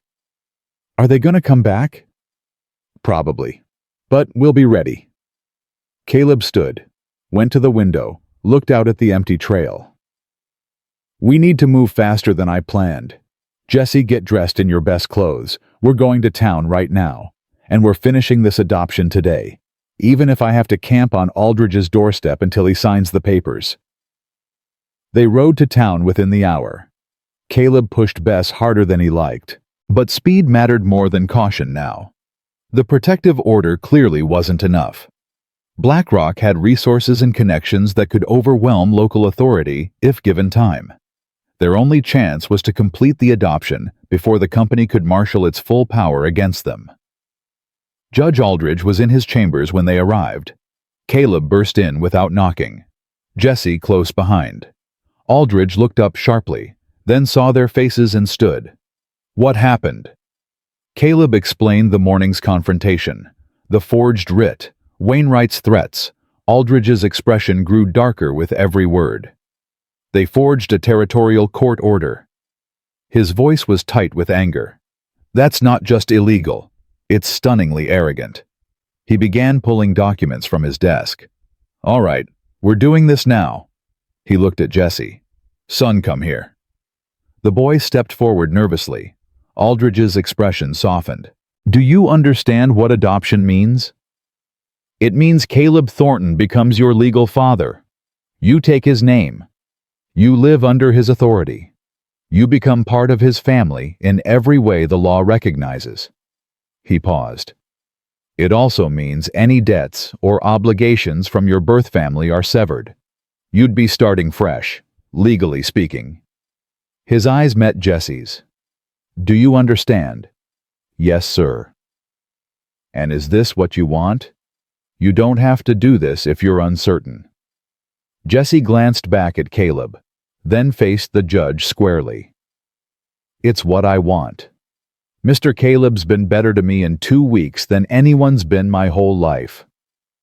His voice steadied. "I'd be proud to be his son." Aldridge nodded. "Then we proceed." For the next hour, Aldridge walked them through paperwork, questions, legal formalities. Sheriff Brennan appeared halfway through, summoned by Aldridge. He served as witness. The preacher arrived shortly after. Aldridge wanted multiple witnesses. Make the adoption as legally bulletproof as possible. Finally, Aldridge signed the last document, stamped it with his seal. He looked up at Caleb and Jesse with satisfaction. Congratulations. As of this moment, Jesse Thornton is your legal son. The adoption is complete and binding. Jesse's eyes went wide. Thornton, I'm really... You're really my son, Caleb said quietly. If you'll have the name. Yes. Tears streamed down Jesse's face. Yes, I want it. They embraced there in Aldridge's chambers while the judge and witnesses smiled. When they finally pulled apart, Aldridge handed Caleb a thick envelope. Certified copies of all the documents. Keep them safe. If BlackRock comes back, show them these. They supersede any debt claim, because debt cannot be transferred to an adopted child. That's settled law throughout the territories. What if they try to challenge the adoption itself? Let them try. Aldridge's expression turned grim. I've dotted every I and crossed every T. This will stand up in any court, including territorial. He stepped closer. But understand they may not care about legality at this point. You've embarrassed them, cost them money, set a precedent they can't afford. His voice dropped. Desperate companies do desperate things. Are you saying they might try something outside the law? I'm saying be careful, watch your back, and if anything happens, anything at all, you come straight to me or Sheriff Brennan. They thanked Aldridge and left his chambers. Outside, the winter sun was bright on the snow. The town bustled with midday activity. Word of the confrontation had already spread. Caleb could see it in the way people looked at them. Some with approval, others with concern. Agnes intercepted them before they reached their horse. She pressed a basket into Caleb's hands. Food for the ride home. Her eyes were warm. And Caleb? Most folks here are on your side. That company's squeezed this town long enough. You got more friends than you know. Thank you, Agnes. She looked at Jesse with a smile. Welcome to the family, young Thornton. You take care of your pa, you hear? Jesse nodded, too overcome to speak. They mounted Bess. All three of them now. Lucy behind Caleb, Jesse in front. Started the long ride home. They were an hour out of town following the trail through dense pines when Caleb heard it. The crack of a rifle shot. The bullet whining past close enough that he felt its passage. He reacted instantly, kicked Bess off the trail and into the trees. One arm wrapped around both children. Down. Get down. They tumbled from the saddle in a controlled fall, Caleb shielding the children with his body as they hit the snow. Another shot rang out, this one striking a tree trunk inches from where they'd been. Caleb crawled forward, pushing Jesse and Lucy behind a fallen log. Stay low. Don't move. He unslung his rifle, scanned the hillside above them. There. A glint of metal in the rocks, maybe 200 yards up. One shooter. Possibly two. Not company men then. Those had been mounted and visible. This was an ambush. Someone waiting along the route they'd have to take home. Another shot kicked up snow near the log. Caleb fired back, not expecting to hit anything at this distance, but wanting to make the shooter think twice. The sound echoed across the valley. Papa! Lucy's voice was tiny with fear. It's all right, honey. Just stay down. But it wasn't all right. Whoever was up there had the high ground. Good cover. Caleb could try to outshoot them, but not while protecting two children. And if there were more than one shooter, or if they started moving to flank, this could get very bad very quickly. He looked around desperately for options. The log provided cover but pinned them down. The horses had bolted. Bess was somewhere in the trees, spooked by the gunfire. Going back toward town meant exposing themselves to fire. Going forward meant the same.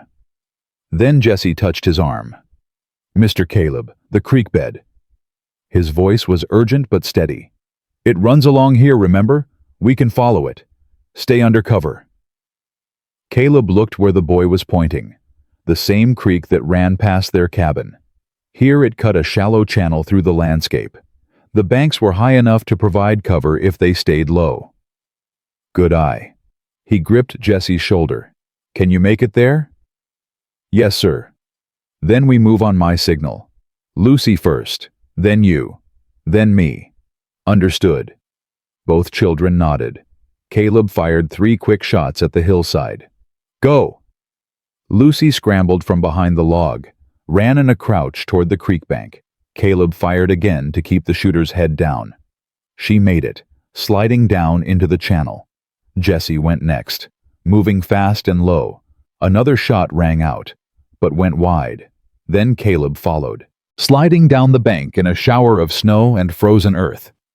They huddled in the creek bed, breathing hard. Above them, silence. Then the sound of someone moving through the trees, coming down the hillside, trying to get a better angle. "Move," Caleb whispered. "Follow the creek toward home. Stay low and quiet." They crawled along the creek bed. Ice-cold water soaking through their clothes, branches catching at their coats. Behind them, Caleb could hear the shooter working his way down the slope. The creek curved around a bend. Suddenly, they were out of sight from the hillside. Caleb risked standing up, pulling both children with him. "Run, fast as you can." They ran, stumbling over rocks and roots, the creek bed providing just enough cover to keep them hidden from above. Caleb glanced back, saw movement in the trees. Their pursuer was closing the distance. But ahead, the creek widened into the pool Lucy had shown Jesse that first day, and beyond that was the steep trail up to their cabin. If they could reach it, they'd have the advantage of familiar ground, their own weapons and supplies. They burst from the creek bed and up the trail, Caleb carrying Lucy now because her shorter legs couldn't keep pace. Behind them, a figure emerged from the trees. Gentry, Caleb saw with grim recognition. Not willing to wait for legal proceedings after all. Gentry raised his rifle. Caleb turned and fired one-handed, an impossible shot while running uphill carrying a child. But it was close enough to make Gentry duck, buying them precious seconds. The cabin appeared ahead. Jesse reached it first, threw open the door. Caleb and Lucy tumbled inside right behind him. Caleb slammed the door, dropped the bar across it, then went to the window. Gentry was coming up the trail, moving cautiously now, using trees for cover. He was alone. Clearly, he'd decided to handle this himself rather than involve his men or Wainwright. Maybe he thought bringing Jesse back would restore his reputation after the morning's humiliation. "Jesse, Lucy, get in the loft. There's a loose board that leads to a crawl space. Remember? Get in there and stay quiet, no matter what happens." "But Papa, now!" They scrambled up the ladder. Caleb took position at the window, rifle ready. Outside, Gentry had taken cover behind the woodpile, maybe 30 yards from the cabin. "Thornton," Gentry's voice carried across the yard. "Send the boy out. I'll leave. Nobody else has to get hurt." "You shot at my children. You think I'm just gonna hand one of them over after that? That boy ain't your child. The adoption's a sham and you know it. Tell that to Judge Aldridge. Tell that to the law." Caleb sighted down the rifle barrel. "You're on my property, Gentry. You got to the count of 10 to leave before I start shooting for keeps." "You won't shoot me. You ain't a killer." "I was a soldier. I've killed more men than I care to remember." Caleb's voice went cold. "One more won't trouble my conscience, especially when he's threatening my family." He paused. 1. Gentry shifted behind the woodpile. "You're bluffing." 2. "The company will bury you. You understand that. You'll lose everything." 3. "Thornton, be reasonable." 4. Silence. Then Gentry stood up, hands raised. All right, I'm leaving." He backed toward the trail, hands still visible. Caleb tracked him with the rifle, not trusting him for a second. Gentry reached the tree line and paused. "This ain't over, Thornton. The company don't forget." "Neither do I." Caleb's voice was steel. "And if you come after my family again, I won't give you another chance to walk away." Gentry disappeared into the trees. Caleb stayed at the window for another 10 minutes, watching for any sign of movement. Finally, he heard the distant sound of a horse being ridden hard down the mountain. "Jesse, Lucy, you can come out now." They emerged from the loft, both pale and shaken. Caleb pulled them close. "Is it over?" Lucy whispered. "For now." He looked at Jesse. But he was right about one thing. This ain't over. Not yet. Jesse's eyes were haunted. "He really tried to kill us. He tried to scare us. There's a difference." Though not much of one, Caleb thought. "But listen to me. Both of you. We're gonna get through this. We're family now, legally, officially. And nobody takes family from me. Nobody." That night, Caleb barely slept. He sat by the window with his rifle across his knees, watching the dark trees for any sign of movement. Jesse came down from the loft around midnight, sat beside him without speaking, just keeping watch together. At dawn, Caleb made a decision. He couldn't wait for the company to make the next move. It was time to take the fight to them. The decision came with the first light of dawn, sharp and clear as the mountain air. Caleb couldn't keep running, couldn't keep reacting to threats as they appeared, if he wanted to protect his family. And that's what they were now legally, and in every way that mattered, he needed to end this. Not with violence, though. He'd use it if forced. But with the one thing men like Wainwright and Gentry truly feared: exposure. He woke the children and made breakfast while explaining his plan. Jesse listened with wide eyes, Lucy with fierce determination. "I'm riding to the territorial capital," Caleb said. "It's 3 days there, maybe 4 in winter conditions. I'm gonna find Judge Prescott, the real one, and show him that forged writ. Make sure every official in the territory knows what Black Rock Mining is doing." He set down his coffee cup. They've been operating in shadow, using the law as a weapon while breaking it themselves. Time to drag them into daylight. Jesse's voice was quiet. "What about us?"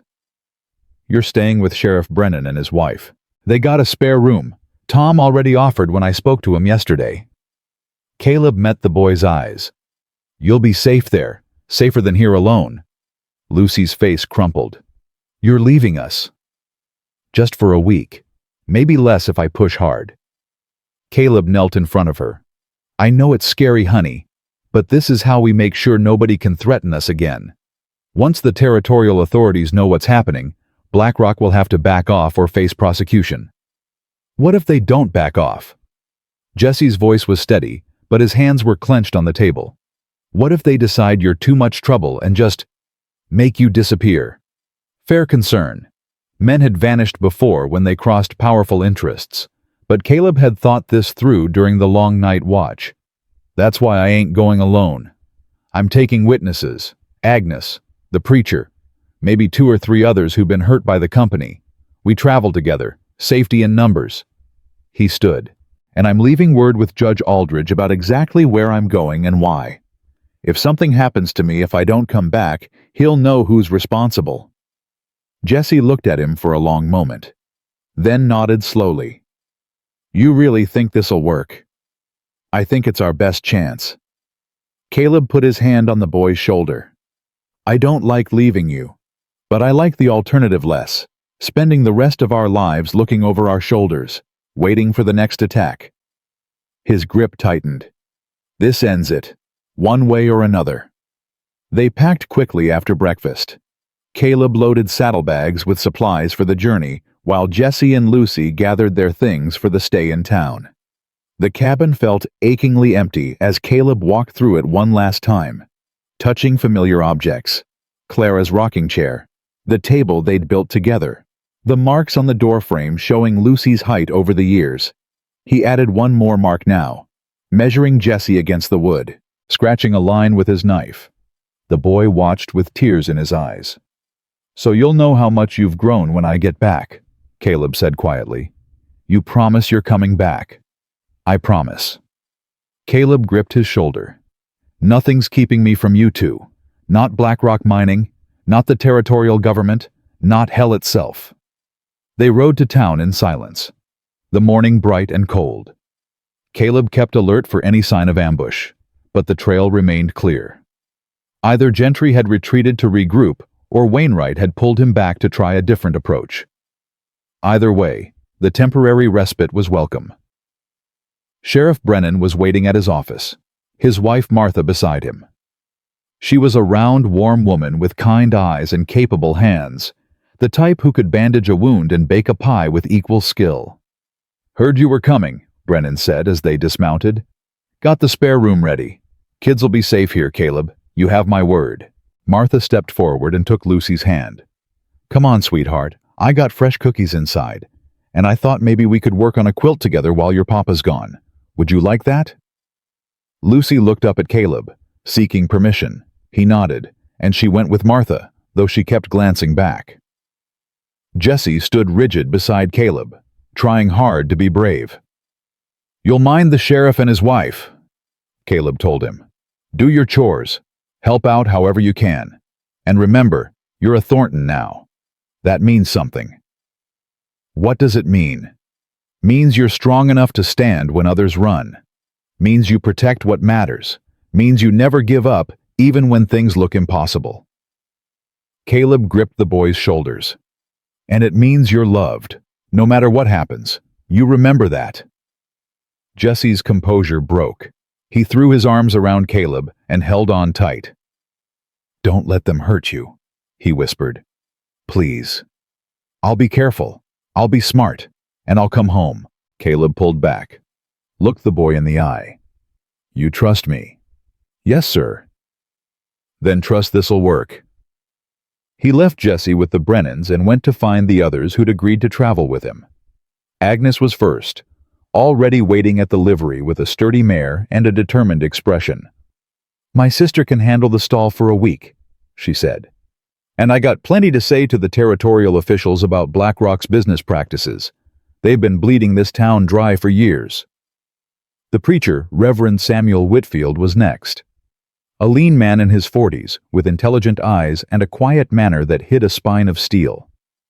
"The company refused to pay for proper burials for workers killed in accidents," he said as they gathered. "Told me the men had outstanding debts that needed settling first." His jaw tightened. "I've buried children who died in those mines, Caleb. Children no older than Jesse. If testifying can stop that, I'll gladly do it." Two more joined them. A former mine worker named Jack who'd lost his arm in a cave-in and been discarded by the company, and a widow named Mrs. Chen whose husband had died from bad air in the tunnels. Both had stories that needed telling, and both had the courage to tell them. Judge Aldridge met them at the edge of town with a sealed letter. "For Judge Prescott personally," he said, handing it to Caleb. "I've detailed everything: the forged writ, the attempted kidnapping, the ambush." His expression was grim. "I've also requested a formal investigation into BlackRock Mining's labor practices throughout the territory." "You think Prescott will listen?" "He's a good man. He'll listen." Aldridge paused. "And if the company has influence with him too, go over his head. The territorial governor, the federal marshal, the newspapers. Keep climbing until someone with power and integrity pays attention." He gripped Caleb's arm. "Don't stop. Men like Wainwright count on people getting tired, giving up. Don't give them that satisfaction." They rode out at midday. 5 travelers on a mission that felt equal parts desperate and necessary. The trail to the capital followed the valley floor for the first day. Relatively easy going through scattered ranches and small settlements. They made good time. Camped that night in a grove of cottonwoods, taking turns on watch. Around the fire, the others shared their stories. Jack spoke of working 12-hour shifts in darkness so complete you could feel it pressing on your skin. Of gas pockets that exploded without warning.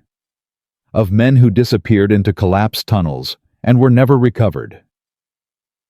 "They didn't even try to dig some of them out," he said, staring into the flames, his remaining hand clenched on his knee. "Said it would cost too much. that those men were already dead anyway. Just sealed the tunnel and marked them off the books. Mrs. Chen's story was quieter, but no less devastating. Her husband had complained of breathing problems for months, coughing up blood, unable to work a full shift. The company doctor had declared him fit anyway, sent him back to the tunnels. He died 3 weeks later, drowning in his own lungs. "They gave me $5, she said softly, her accent thick with grief. Called it severance pay. $5 for a man who gave them 12 years of his life. Agnes had her own tales. Families destroyed by debt bondage. Workers who tried to leave and found themselves trapped by contracts they couldn't read and debts they couldn't pay. Reverend Whitfield spoke of children as young as 7 working in conditions that would break grown men. Of injuries that went untreated because medical care cost money the families didn't have. Listening to them, Caleb felt his resolve harden into something unbreakable. This wasn't just about Jesse anymore, though that would have been reason enough. This was about a system of cruelty that needed to be torn down, and if he could be part of that tearing down, he would. The second day was harder. The trail climbed into high country, following switchbacks through snow that grew deeper with elevation. The temperature dropped steadily. They camped early, knowing the next day would be the most difficult. Caleb took the last watch, sitting with his rifle and his thoughts as the stars wheeled overhead. He thought of Jesse and Lucy back in town, hoped they were sleeping peacefully, hoped they knew he'd move mountains to get back to them. He thought of Clara, too. Wondered what she'd think of all this. She'd always been the brave one, the one who saw injustice and couldn't let it stand.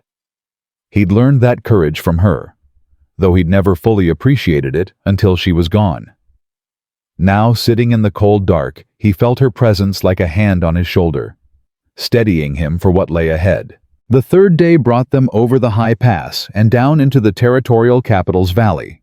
The city appeared in late afternoon, a sprawling collection of buildings that looked impossibly large after months in the mountains.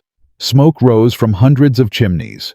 Streets bustled with traffic even in winter. They found an inn and stabled the horses, then gathered in Caleb's room to plan their approach.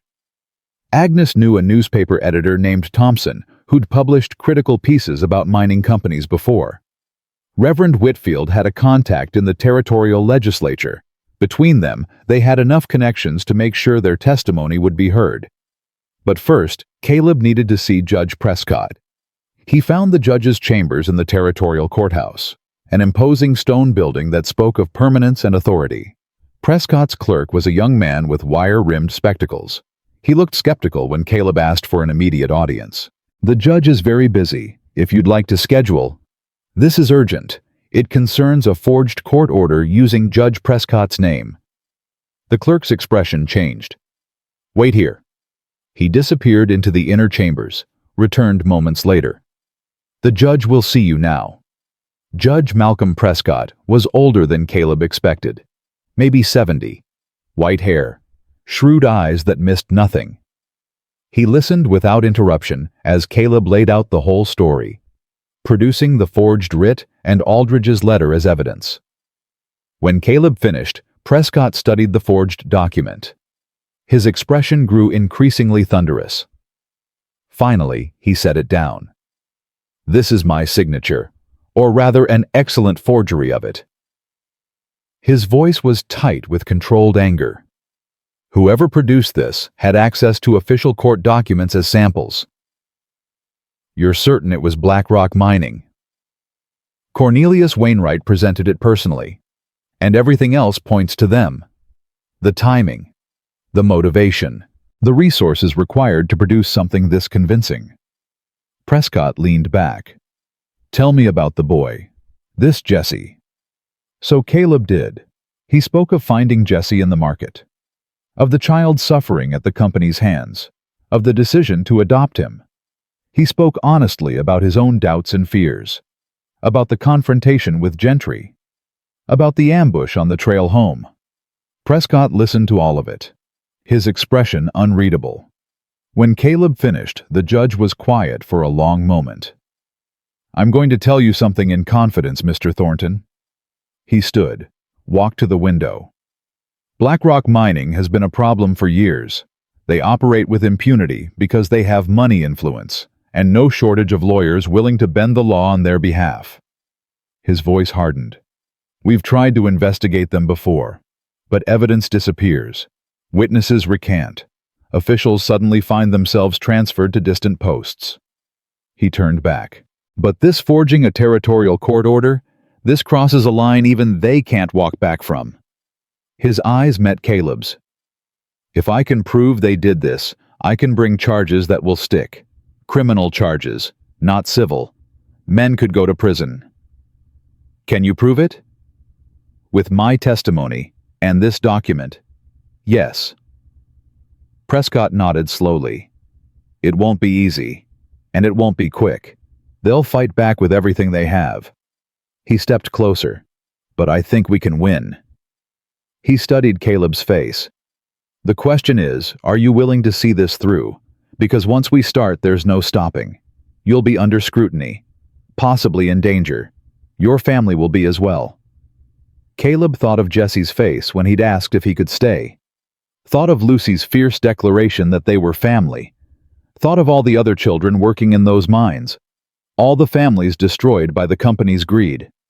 I'm willing, he said. Whatever it takes. Prescott smiled. For the first time. Then let's bring them down. The next 3 days were a blur of meetings and testimony. Caleb told his story to the Territorial Attorney General, to a special investigator, to the journalist Thompson, who took copious notes and asked pointed questions. Agnes Jack, Mrs. Chen, and Reverend Whitfield gave their testimony as well, building a picture of systematic abuse that went far beyond Jesse's case. Thompson published the first article on the 4th day. It spread through the capital like wildfire. By evening, other newspapers had picked up the story.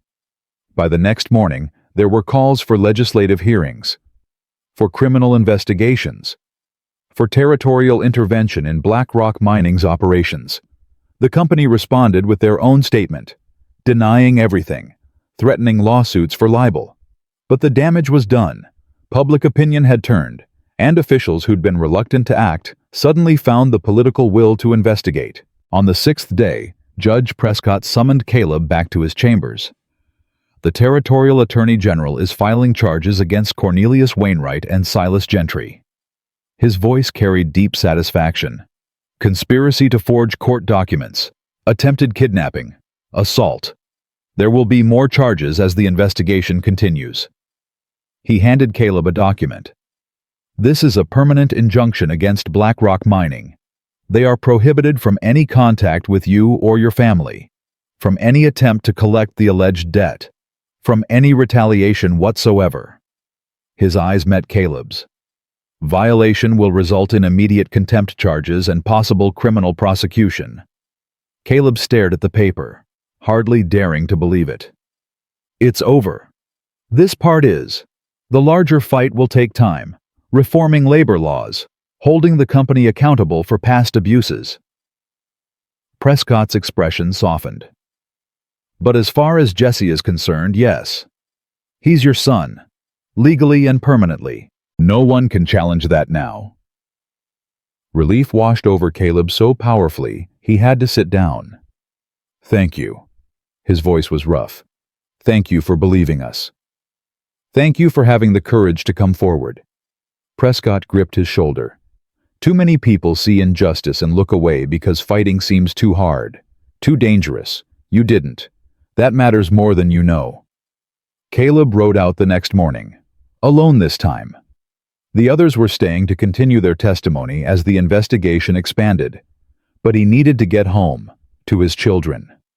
He pushed hard, cutting the return journey to 2.5 days by riding longer hours and sleeping less. He reached Silver Creek late on the 3rd day, exhausted and saddle-sore, but driven by the need to see Jesse and Lucy. He went straight to the sheriff's office, found them in the kitchen with Martha, helping her make bread. Lucy saw him first. "Papa!" She launched herself at him. He caught her up, spinning her around despite his tired muscles. Jesse hung back, uncertain, until Caleb set Lucy down and opened his arms. "Come here, son." Jesse walked into the embrace, and Caleb held him tight, feeling the boy's thin shoulders shake with relief. "It's over," Caleb said. "Really over. The judge issued an injunction. The company can't touch you. You're safe, Jesse. You're home." "For good." The boy's voice was muffled against Caleb's coat. "For good. Forever." Caleb pulled back, looked him in the eye. "You're my son, and nothing's changing that." Jesse's face crumpled, tears streaming down his cheeks. "I was so scared," he whispered. "Every day you were gone. I thought maybe you wouldn't come back. Maybe they'd do something to you, and then I'd be alone again." "You're never gonna be alone again." Caleb gripped his shoulders. "You hear me? Never. I made you a promise, and Thorntons keep their promises." Lucy grabbed both of them, squeezing tight. "We're a family," she said fiercely. "A real family. Forever and ever." "Forever and ever," Caleb agreed, his voice thick. They stayed in town that night, accepting the Brennans' hospitality one more time. Over dinner, Caleb told them everything: the testimony, the investigation, the charges being filed. Sheriff Brennan listened with satisfaction. "About time someone held them accountable," he said. "And Caleb, you did a brave thing. People around here won't forget it." The next morning they rode home together, all three of them on Bess, who bore the weight without complaint. The trail was familiar now, the landmarks comforting. When the cabin came into view through the trees, Jesse let out a sound that was half laugh, half sob. "I was afraid I'd never see it again." "You'll see it every day for the rest of your life," Caleb promised, "if you want." They spent the rest of that day and the next settling back into routine. Caleb showed Jesse how to maintain the tools, how to read the weather, how to track game.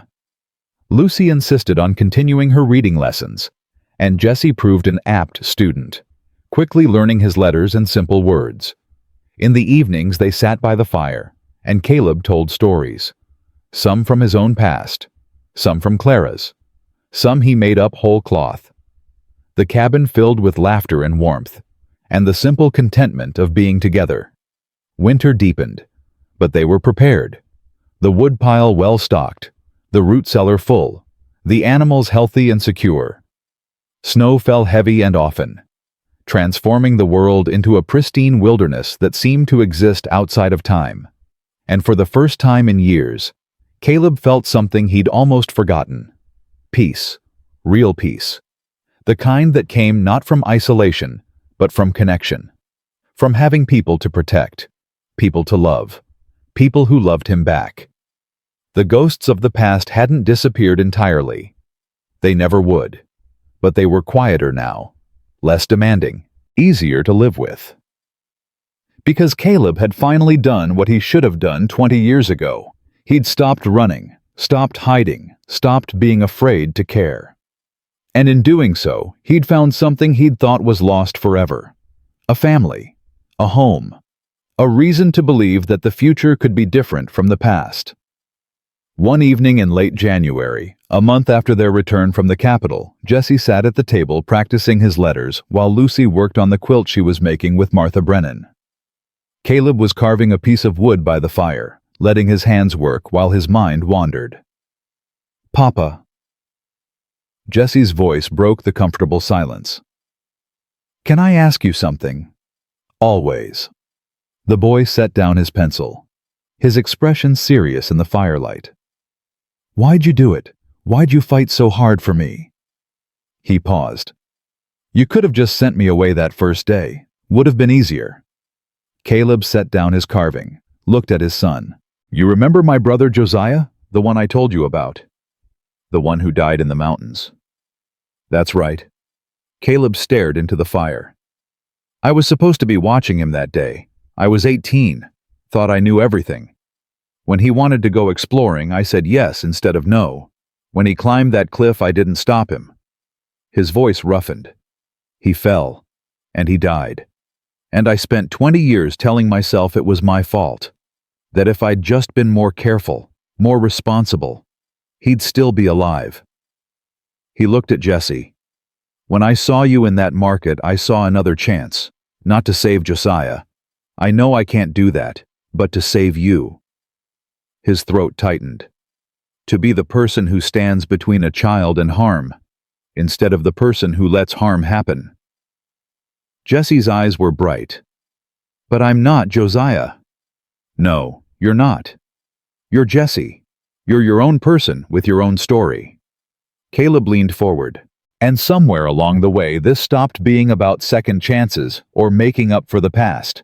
It became about you, about wanting you to have the life you deserve, about wanting to be your father. He paused. Not because of what I lost, but because of who you are. Jesse's throat worked, tears filling his eyes. I don't know how to be a son. His voice cracked. My real pa, he was good. He did his best and I loved him, but he was always working. We didn't talk much. I don't know what you expect from me. I expect you to keep being exactly who you are. Caleb's voice was firm but gentle. I expect you to work hard. Be honest. Stand up for what's right. Beyond that, he smiled. We'll figure it out together. That's what family does. What about me? Lucy asked from her corner. What do you expect from me? The same, honey. Plus maybe to stop naming chickens after horses. She giggled. But Duchess Jr. is a good name. If you say so. That night after the children were asleep, Caleb stood on the porch looking out at the snow-covered valley. The stars were brilliant in the clear sky. The mountains rose like shadows against them. Somewhere out there, BlackRock Mining was dealing with investigations and legal troubles. Somewhere men like Wainwright and Gentry were learning that power had limits and cruelty had consequences. But here in this small cabin on this isolated mountain, two children slept warm and safe. One by birth, one by choice, both equally loved. The past couldn't be changed, but the future was still being written, and for the first time in years, Caleb felt like he had a hand in writing it. The weeks turned into months. Spring came slowly to the mountains, the snow retreating inch by inch, revealing brown earth and the first brave shoots of green. Jesse grew stronger, his frame filling out with regular meals and hard work. His cough faded and didn't return. Lucy taught him everything she knew, and soon he was devouring every book in the cabin, hungry for knowledge the way he'd once been hungry for food. News filtered in from town through occasional visits. The investigation into BlackRock Mining had expanded, revealing abuses across the territory. Several company officials had been arrested. Labor laws were being rewritten. It would take years to undo all the damage. But the process had begun. Gentry had fled the territory to avoid prosecution. Wainwright had been arrested and was awaiting trial. The mine at Silver Ridge had been shut down pending a full safety review, and the workers, including dozens of children, had been relocated to other employment or released to family. You started something, Sheriff Brennan told Caleb during one visit. People see what you did, standing up to them. It gave them courage to do the same. He smiled. That's worth more than you know. But for Caleb, the real victory wasn't in legal reforms or company prosecutions. It was in watching Jesse smile without fear, in hearing Lucy's laughter echo through the cabin, in building a life that felt full instead of haunted by absence. One warm afternoon in May, Caleb was teaching Jesse to ride best properly, not just sitting behind someone else, but actually controlling the horse. The boy had natural ability, his hands gentle on the reins, his seat balanced and steady. "You're a natural," Caleb called as Jesse trotted Bess in a circle around the yard. "Really?" Jesse's face lit up with pride. "Really? Your pa would be proud." Jesse reined in the mare, looked at Caleb. "I had a good pa before." His voice was quiet. "He did his best, and I loved him." but he's gone, and I can't change that." He dismounted, walked over to where Caleb stood. "You're my pa now. Is that all right to think of you that way?" Caleb's throat tightened. "More than all right. I'd be honored." "Then can I ask you something? Anything?" Jesse took a breath. "That day in the market, when Lucy asked if we could buy me." He paused. "I know she didn't mean it the way it sounded, but in a way, you did buy me. You paid for me with courage, and time, and risk. You spent everything you had to keep me safe." "Jesse, let me finish." The boy's voice was steady. "What I'm trying to say is, I know what I cost you. I know you put your life in danger, put Lucy in danger, fought battles you didn't have to fight." He met Caleb's eyes. "And I want you to know I understand that. I'll spend the rest of my life trying to be worthy of it." Caleb knelt down. So they were eye level. "You listen to me, son. You don't owe me anything. You don't have to be worthy, or prove yourself, or spend your life paying back some imaginary debt." His voice was firm. "You're my child. That ain't conditional on you being perfect or grateful or anything else. It just is. But no buts." Caleb gripped Jesse's shoulders. "I fought for you because I love you. Not because I expected something in return, but because that's what family does. We fight for each other. We stand together. We don't keep score." He looked his son in the eye. "You understand me?" Jesse nodded, tears streaming down his face. "I love you too, Pa." His voice broke. "I love you so much." They embraced there in the yard, Bess grazing nearby, Lucy watching from the porch with a smile. Later they'd go inside and have dinner. Jesse would practice his reading while Lucy worked on her quilt. Caleb would carve another piece of wood for the collection he was building. Normal things, everyday things, the precious, ordinary moments that made up a life. But in that moment, holding his son Caleb felt a peace he hadn't known in 20 years. The ghosts of the past had finally quieted. The fear that had driven him into isolation had transformed into something better. The courage to love again, to risk again, to believe that the future could be different from what had come before. The boy nobody wanted had found a home. The man who'd run from connection had found family, and together, along with one fierce little girl who'd asked a simple question in a market, they'd built something that would last.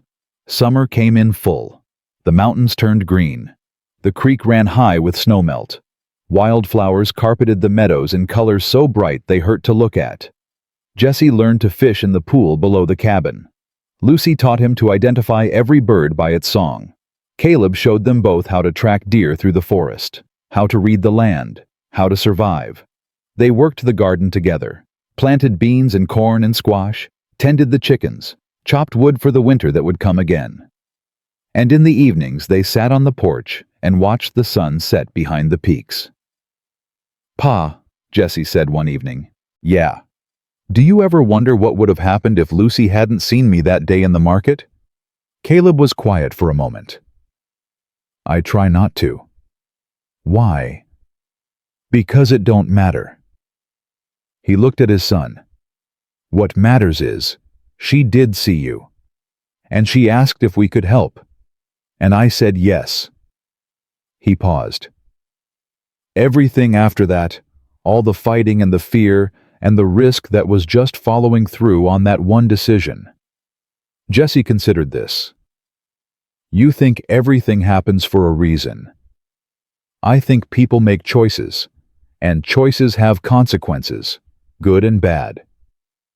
Caleb shifted in his chair. "I don't know if there's some grand plan, but I know this: you're meant to be here, with us. I feel that in my bones." "I feel it too." Jesse's voice was soft. "This is the first place I've ever belonged. The first time I've ever felt safe." He looked at Caleb. "You gave me that. You and Lucy. I'll never forget it." "You don't have to remember it." Caleb smiled. "You just have to live it. Every day. That's enough." Lucy came out onto the porch, squeezed between them on the bench. "What are you talking about?" "Important stuff?" Jesse said. "Like what?" "Like how we're a family." He put his arm around her. "And how we're gonna stay that way forever." Lucy leaned into him. "I already knew that." Yeah, I knew it the first day, when Papa brought you home." She looked up at Caleb. "Mama would have liked him, wouldn't she?" Caleb's chest tightened, but it was a good kind of ache, the kind that came from love remembered rather than love lost. "She would have loved him," he said quietly. "Just like we do." They sat there as the light faded.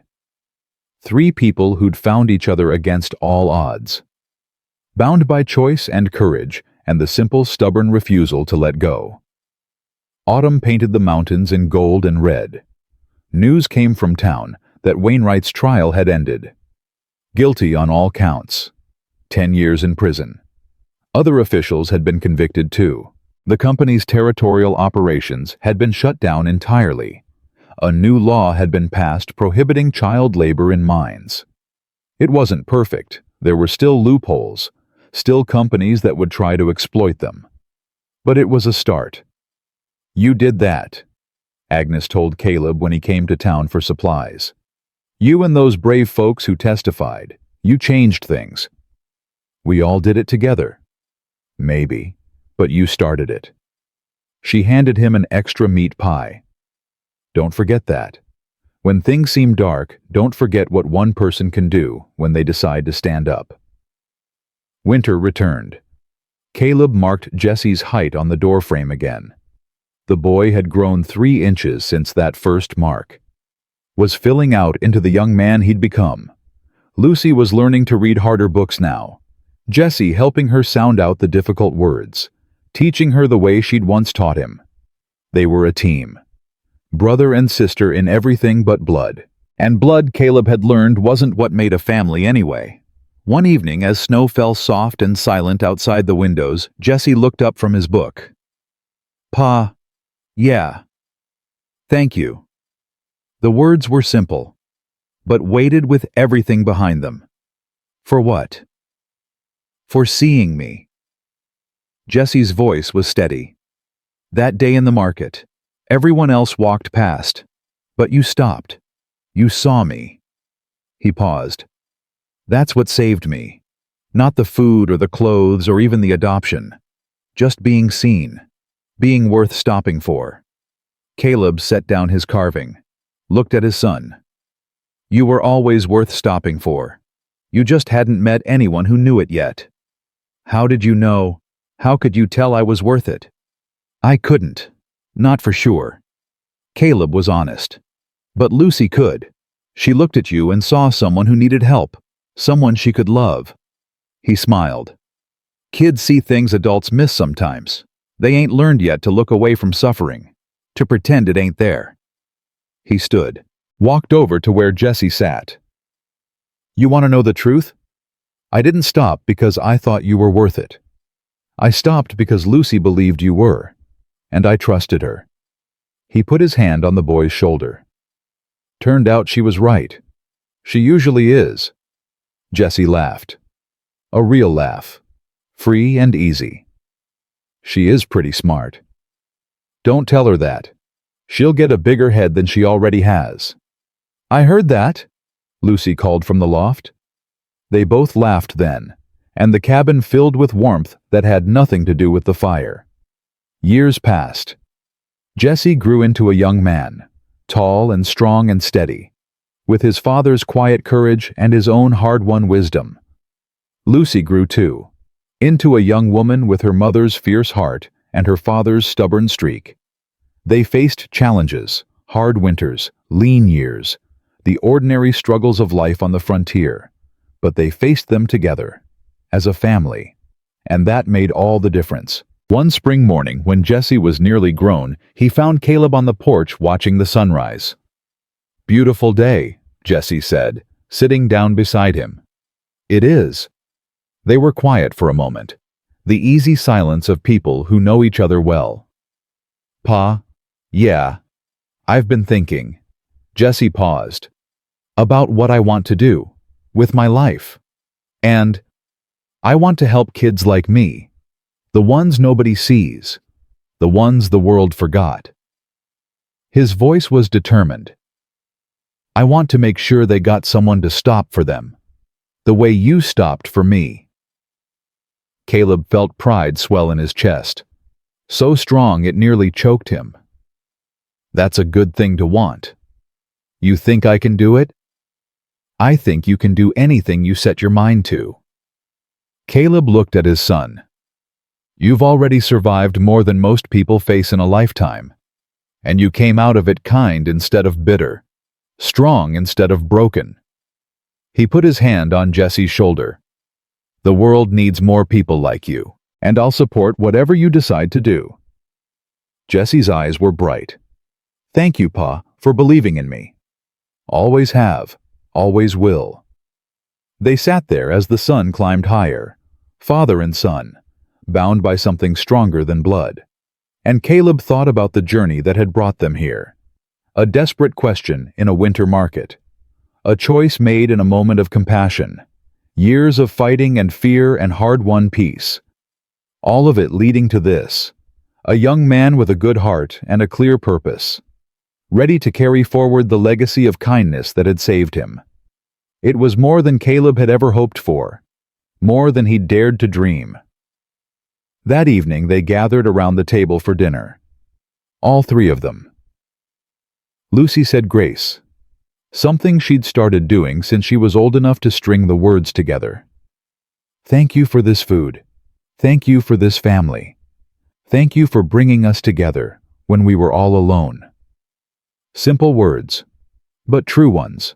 When she finished, they ate, talking and laughing, sharing the small stories of their days. And Caleb looked around the table at these two people he loved more than life itself. His daughter, his son. Not by accident of birth, but by choice, by struggle, by the daily decision to show up for each other no matter what. That was what family meant. Not perfection, but presence. Not owing, but belonging. Not buying or selling or trading. Just loving with everything you had. And trusting that love would be enough. And for Caleb Thornton, his daughter Lucy, and his son Jesse, it was. It was more than enough. It was everything.